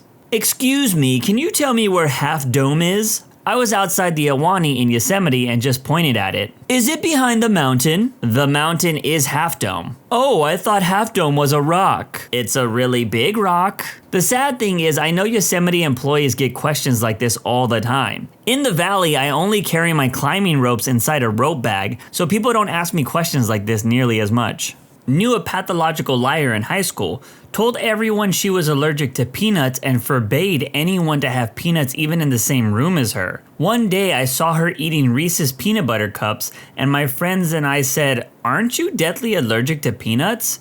To which she replied, "They use different kinds of peanuts in Reese's that I'm not allergic to." My grandma said she was allergic to peanuts, yet ate peanut butter all the time. She said it was the solid texture of peanuts that made her allergic. I mean, I loved my grandparents, but what the hell? I know all about pathological liars. I used to work with a guy that said he couldn't wear silver watches because his sweat melted them, and if he wore a gold watch, it would make the watch spin out of control like a time travel movie effect.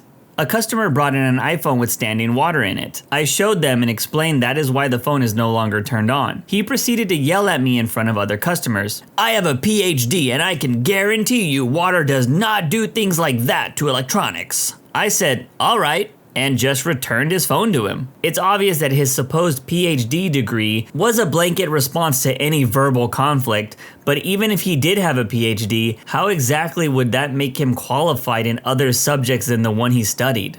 Maybe his PhD stood for pretty huge dent in his head. A friend was totally confident he would be able to survive a plane crash because of his tuck and roll technique. He was 100% sober.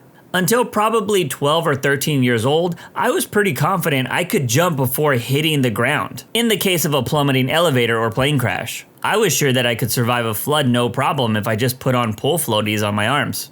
I drove past an IKEA dealership the other day with my wife, and she just started freaking out. She yelled, "When did that get there? Can we go?" Then she got really quiet and looked away. I paused and then realized what happened and say, "You thought that was IKEA, yeah?" We've driven past that dealership almost every day for over a year. Marriage, a lifetime of one person saying stupid stuff for the other to mock them about it, and vice versa. It's beautiful. When my husband and I were still dating, we were watching TV and a commercial for The Curious Case of Benjamin Button movie came on. About a minute after it was over, we had the following conversation. Him, "So is that real?" Me, "Is what real?" Like, do people get the disease that Benjamin Button had? Are you asking if people are born old and then age into babies? Yeah, you're right. Never mind. Forget I asked. I have never forgotten that he asked. I've been a cook for 15 years. One time a server asked me to rush a chicken breast she forgot to ring in. I said, "Okay, it'll be a few minutes. It's still a bit raw." "Just give it to me, it's fine," she says. I tell her that I don't feel like giving anyone salmonella poisoning today and she will have to wait. Her jaw drops and her face turns red. She rather belligerently shouts just to give it to her because she's losing tip money. Then adds, "Besides, people don't get salmonella poisoning from chickens, they get it from salmon. You're a cook, you should know that by now." Every person in the room did the slow neck turn of "what the hell did I just hear?" and just stared at her. Dude, it's not a jokey matter. Chickenella poisoning is serious.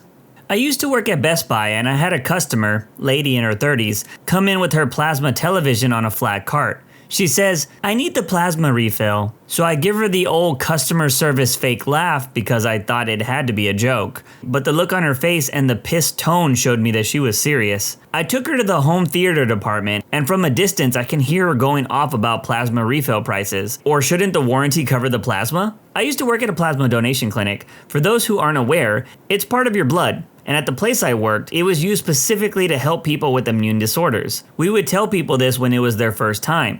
And there's posters all over the place about specific kinds of people it helped. I had someone who was donating ask if there was any way to track his plasma so that he could buy the TV that it was used in. These stories just made me look up at the old plasma TV I have hanging on my wall.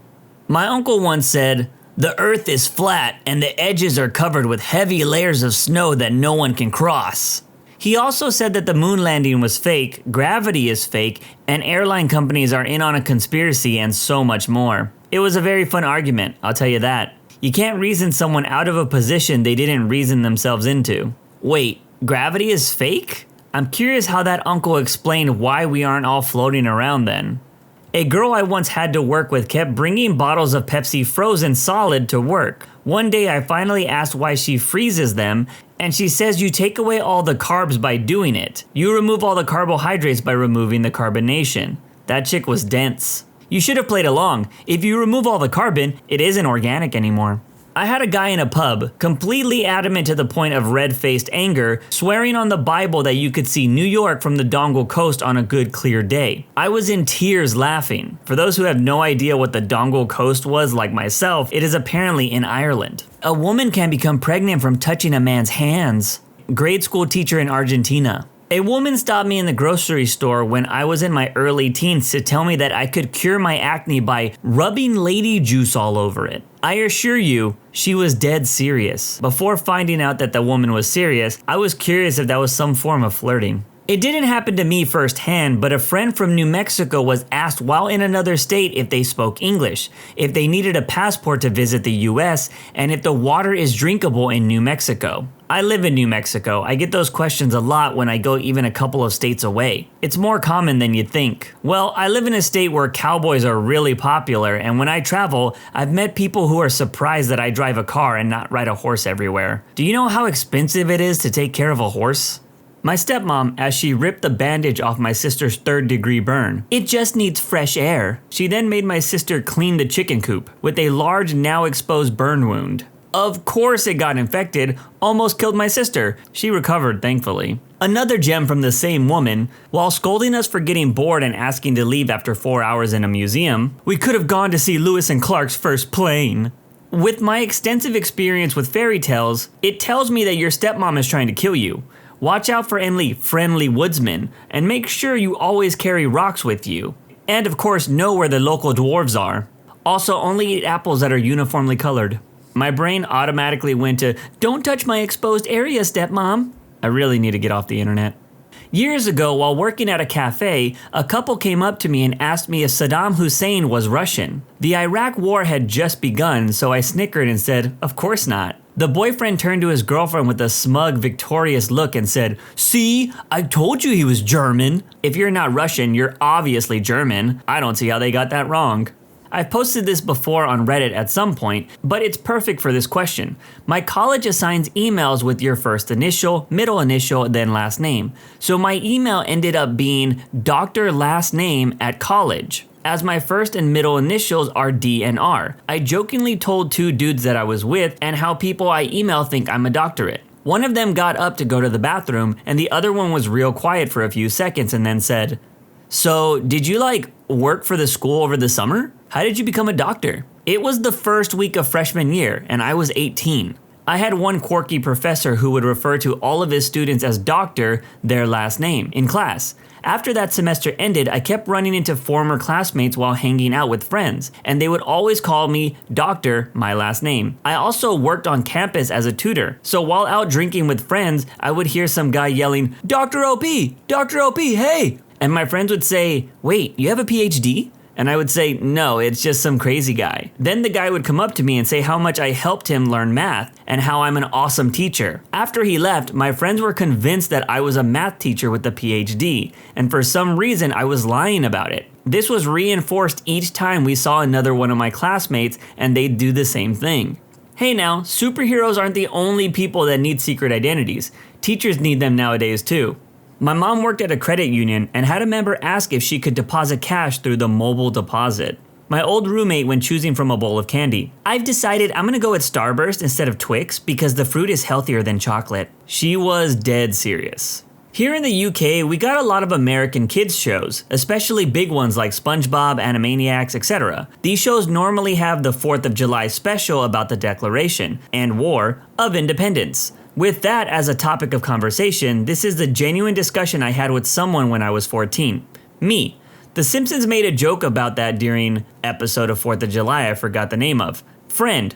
Yeah, I watched that one. The British sound like jerks. Me, slow blinking. Come again? You know, the British. The guys they always talk about when they do those kind of specials. I bet we could take them. Me again. Daniel, what country do we live in? Friend. England? Cue very quick explanation of British geography, with Daniel refusing to believe he was British until he went home and asked his mum. You should get off your tablet while it's storming. Lightning could travel through the Wi-Fi and shock you. My mother. I was once making small talk with an acquaintance, and I told her that I had flown out to visit my family in Korea over the summer. She got this smug grin on her face and said, you can't fly to Korea, it's an island. My son was born on February 29th. Woman asked me if he needed to have 5 actual birthdays before starting kindergarten, or if he could still go when he was 5 years old. My friend said this once, "I don't worry about the price of gas going up. I only ever put $20 in at a time." Evolution isn't real. We just hatched out of eggs one day. A girl at my school. I used to work at a call center for a wireless service provider. A woman called in inquiring about how much we charged to use her phone while she was traveling internationally. I said it depends on the country and asked where she was headed. As serious as can be, she responds with, "Wyoming." I barely got to my mute button before I erupted in laughter. And in case you're curious, I did not mishear her, nor was she calling from outside the US. I clarified with her. She legitimately thought Wyoming was a different country. Plus, if you could hear how she talked and stuff, you literally wouldn't even give her the benefit of the doubt. When I was in China, some guy asked me if I wanted to learn English. I told him that I live in Canada, so I already know English. He was curious why I spoke English in Canada instead of Canadese. About a year ago, dude flipped open his flip phone during the daytime and started taking a picture of the moon that was clearly visible. We lock eyes before he snaps the photo and he says to me, "This happens only once every hundreds of years." I just kept walking. One night I was working at T-Bell. This girl comes through the drive-thru absolutely hammered. She was destroyed. She kept yelling at us to give her French fries. I just kept telling her that we don't sell French fries. Finally, my manager comes over and gives her the side of Fiesta potatoes and says these are Mexican French fries.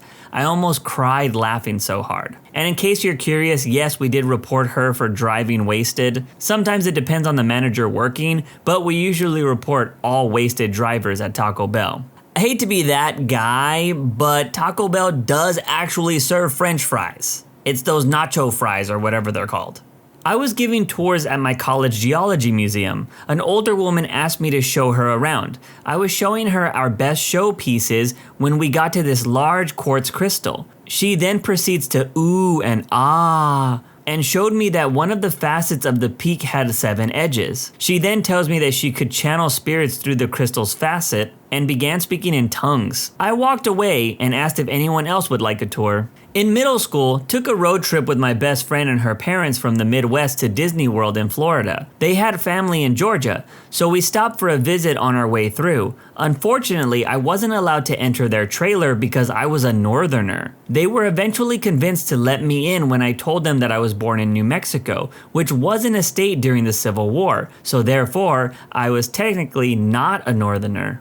It blows my mind that there are still people like this in America.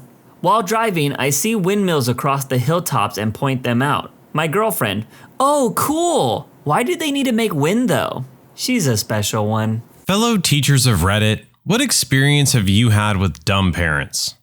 I substituted in a high school for 5 months to finish off the year for a teacher who was on maternity leave. So I had a student, high school senior, who never did any homework, accounted for 35% of the total grade. I would constantly send emails to the parents who always responded that they'd deal with it. Spoke with the parents at conferences and kept the admin in the loop.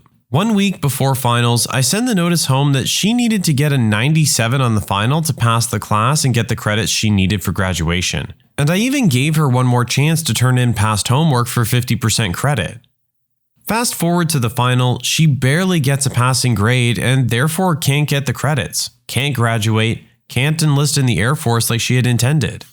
The parents come into the office of the school screaming at everyone that they had no clue it would come to this. When we all sat down in the office with the guidance counselor, principal, department head, and myself, I reviewed the several notices with them, explained that she had multiple opportunities to gain credit, etc., but refused to do anything. Turns out the wife was hiding the emails and information from her husband and wanted her daughter to fail so she wouldn't join the Air Force and move away from home. Last I heard from the situation, they're not together. The daughter is working at Lowe's, never finished high school, and has 2 kids and multiple arrests for selling drugs. There's a reason I didn't want to pursue teaching as a career after that. We had a parent instigate an investigation into bullying. Formal complaint, restorative meetings, etc. because her son was on the playground after school, and one of the older children wanted to get past him and said, "Excuse me, little one." She said that by not using his name, the older child didn't know it, he was bullying her son. I taught English in Colombia for a summer and had some pretty interesting interactions. One particular set of parents insisted that their son was a brilliant genius who didn't need to study. He rarely came to class and therefore could barely speak any English, while the rest of his classmates could speak full basic sentences. I emailed his parents my concerns for his apparent lack of motivation, and they told me that he could speak perfect English and didn't need to come to class, so they let him skip. Finally, parent-instructor conferences time came and I asked them to bring their son. I asked him in English, "How's English class coming along?" He stared blankly and just started crying. Told you so. Just before Christmas break, I had the students hand in a paper. One of the students was missing a page, so I pulled out the contact sheet that I had the students fill out at the beginning of the year and gave a call. The student's father picked up the line and said, "Thanks for calling. We'll definitely get that extra page into you." The next day, the student's mother comes storming into the classroom. She happens to be an education assistant at the school. She demands to know where I got that number. I said her son had put it on the contact sheet.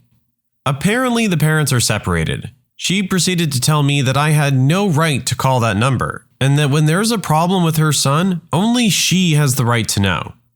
I told her, "Thanks, that's good to know." That's when she dropped this bombshell. "If he hands in something that's incomplete, you fail him. You got that? Fail." Then she walked out of the classroom. This coming from a person who's supposed to help children succeed. I wouldn't actually call them dumb parents, but parents who are in denial about who their child actually is break my heart. For instance, we had a student who had an abundance of markers for autism and was in 6th grade. All the teachers on the student's team agreed they ought to tell the parents their concerns and suggest the student be tested so we could offer more resources for the student. The teacher who spoke with them was very polite and very kind in suggesting they try and figure out how best to help the student. And the mom literally screamed at her that nothing is wrong with her child and that she would never get the student tested. Her husband even tried to tell her that it wasn't a bad thing and they should try and see if it would help, since his teachers who knew him thought it might. The mom started cussing out the teacher and stormed out. I teach in a college, so the students are almost always 18 or over. A couple years ago, one student's mother called the chair of my department to complain on behalf of her daughter about the difficulty of some of the work listed on my syllabus. My chair was baffled and asked the mother if her daughter was over 18. The mother replied that her daughter was 20 years old. My chair explained that it was then her daughter's responsibility to either speak with me directly or withdraw from the course. That's it. That's all. It's college. People only go if they want to. No one's mother can do anything about the workload. I had a student who I caught plagiarizing in an essay. The 0 was going to cause the student to not graduate on time. The parent called a meeting, but I had proof of action thanks to turnitin.com. I explained the assignment and I showed the parent my proof, and that's when she said, "But I wrote that part of the essay, not my daughter, so she didn't cheat, I did." 4-day weekend. Come back on Monday to 50 emails. Generally, we have 10 to 15 in my group. My voicemail had 10 messages. I had not gotten a voicemail once in my entire time at my school. A parent flipping out that their student is failing. How stupid I was for not allowing their student to do the work. How ridiculous I was that I could not give her students another chance. Last email and voicemail is husband apologizing because I'm not the teacher of this student. Got confused with the last name, I guess. Had 2 girls in my English class who obviously hated each other. They would exchange glares, talk a little too loudly about each other while in the same vicinity, etc. I talked to them about it separately and they both responded with, "I hate that stupid witch." Notified admin of the situation and called the parents. Next day, they decided to fight it out in class. After breaking it up, I find out that girl number 1 was accusing the other girl of wearing, quote, butt pads to make her butt look better. After discussing it with her parents, girl number 1's mom told her that only hoes wear butt pads and that she should do something about it. The butt pad girl, girl number 2, swore she wasn't wearing butt pads and that it was all natural. After telling her parents about it, they advised her to mess up that witch for talking smack. And that is how you end up with a fight in class over butt pads instigated by parents. Taught college, so my story is nice. Had a student failing horribly, less than 10%, but would not drop. Whatever, not my dime, not my problem. Anyway, grades come in, and I guess his mother has the password to his account. Or perhaps he just told her his grade, F obviously, and I get an angry email insisting that there's no way he could have failed pre-calculus. Because my God, his father's an engineer and the student wants to be an engineer and he just has to be good at math. The best part is when you turn 18 and go to college, you're treated as an adult, even if you don't act like one. And there's a little box you check that says, allow my parents to see my records. Most kids don't check it, and by law, I'm not allowed to release any records to anyone, even parents. So I politely informed her that her son is considered an adult and I was not allowed to release any records and that she would have to contact him. Of course, this prompted a long, "I'm going to get you fired," that I forwarded to my dean, who came to my office for a long laugh. I actually feel pretty bad for the kid. Having a helicopter mom like that at that age will do him no favors. When I was a student teacher, we were preparing for parent-teacher interviews. My cooperating teacher and the VPs had to have a discussion with me in regards to meeting with one particular parent. Basically, let my cooperating teacher do all the talking. Usually I'd be expected to take the lead as I'd been planning and teaching the course at this point for a while, because if we say the wrong thing, it's entirely possible that the kid will be showing up to school with bruises the next day. Apparently, the administration had already been involved with this individual and police multiple times before. In the end, everything turned out okay, as far as I know. I believe the student went on to graduate that year. Still something that sticks with me as a reminder that the profession isn't just lessons and grading. There's some real stuff that goes down occasionally. The dumbest parents I have experience with are really the ones I had no experience with. I generally have about 150 students at any given quarter, and parent-teacher conferences twice a year. I never get more than 6 parents. The past quarter was my worst ever. 1 parent showed up. What bothers me even more is that I teach middle school, an age group that really doesn't want to be in school, in an inner-city district, adding even more to students' drive. A complete lack of interest in your kid's education is the dumbest thing I can think of.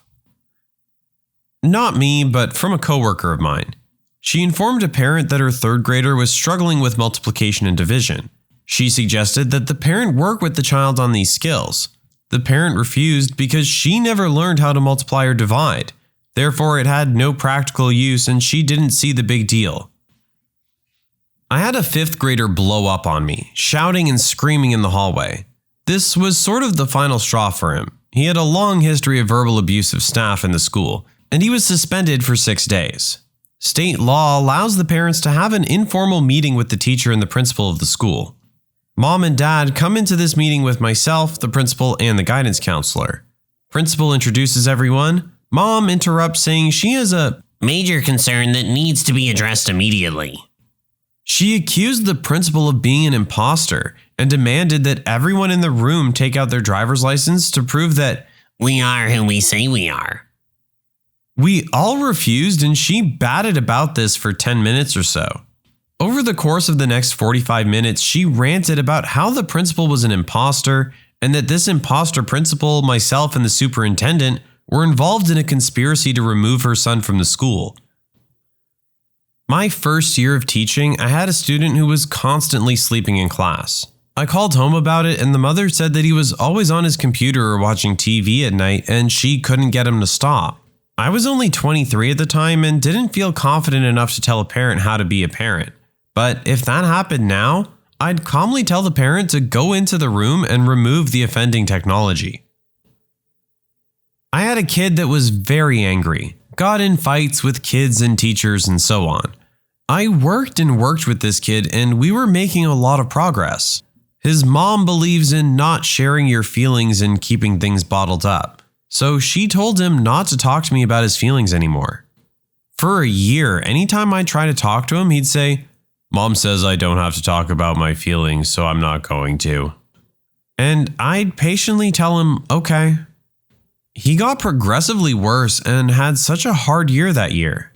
After he came back from summer, he came up to me and gave me a hug and told me thank you for helping him.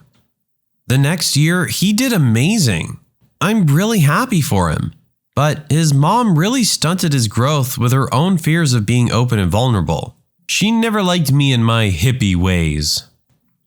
I work as an assistant at an art studio, and we have a 7-year-old with seizure syndrome. Except I'm pretty sure she doesn't actually have it. I think she only had one seizure once, and her mom freaked out and had her diagnosed. Now, this little girl loved to terrorize her mother. She's told me that.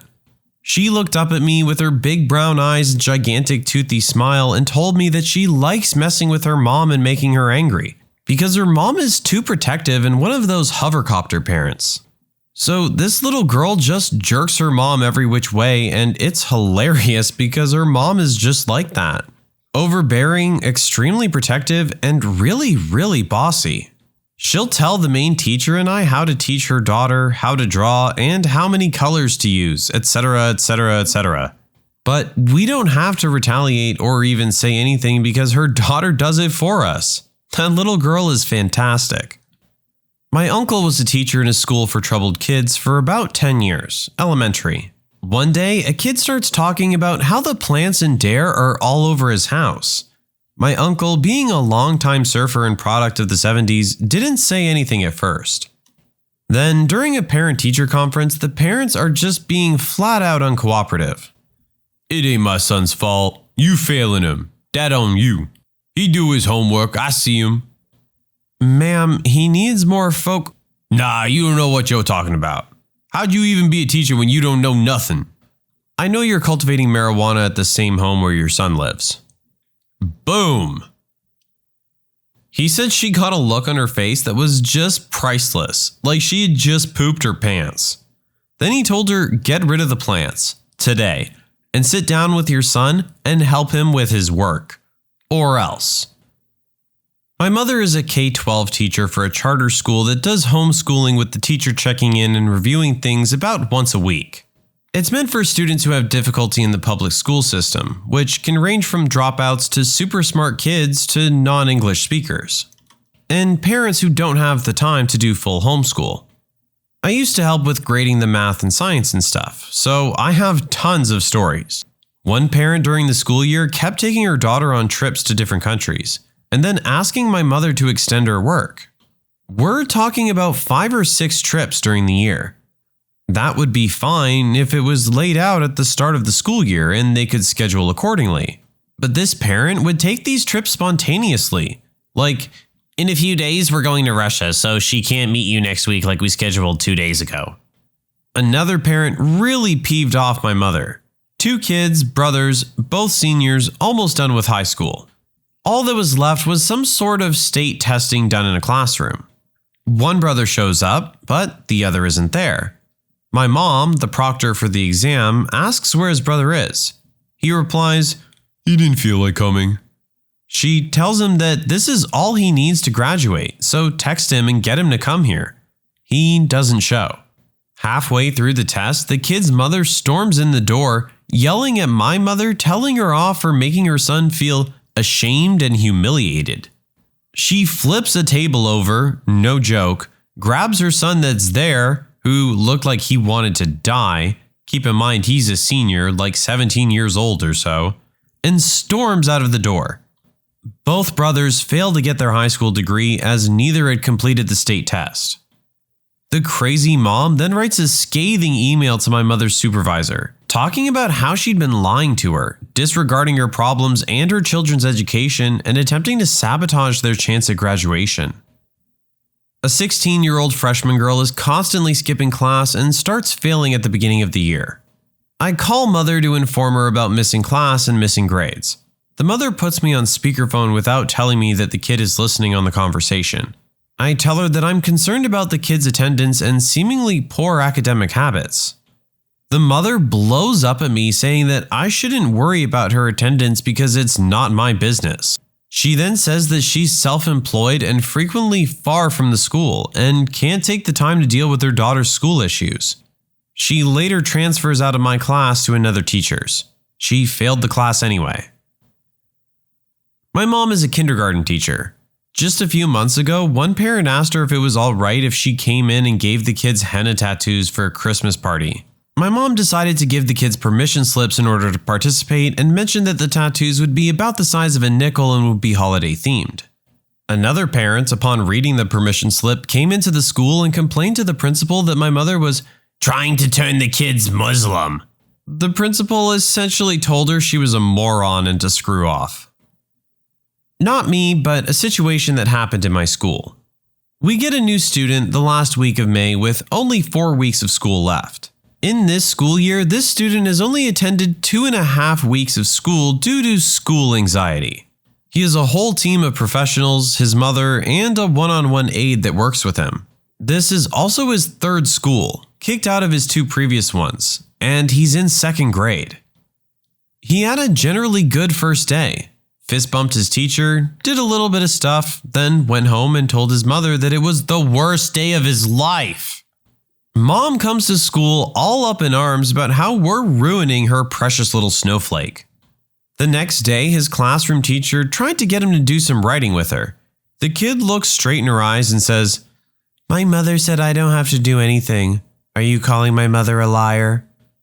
Cue mother the next day all up in arms because the teacher called my precious snowflake a liar.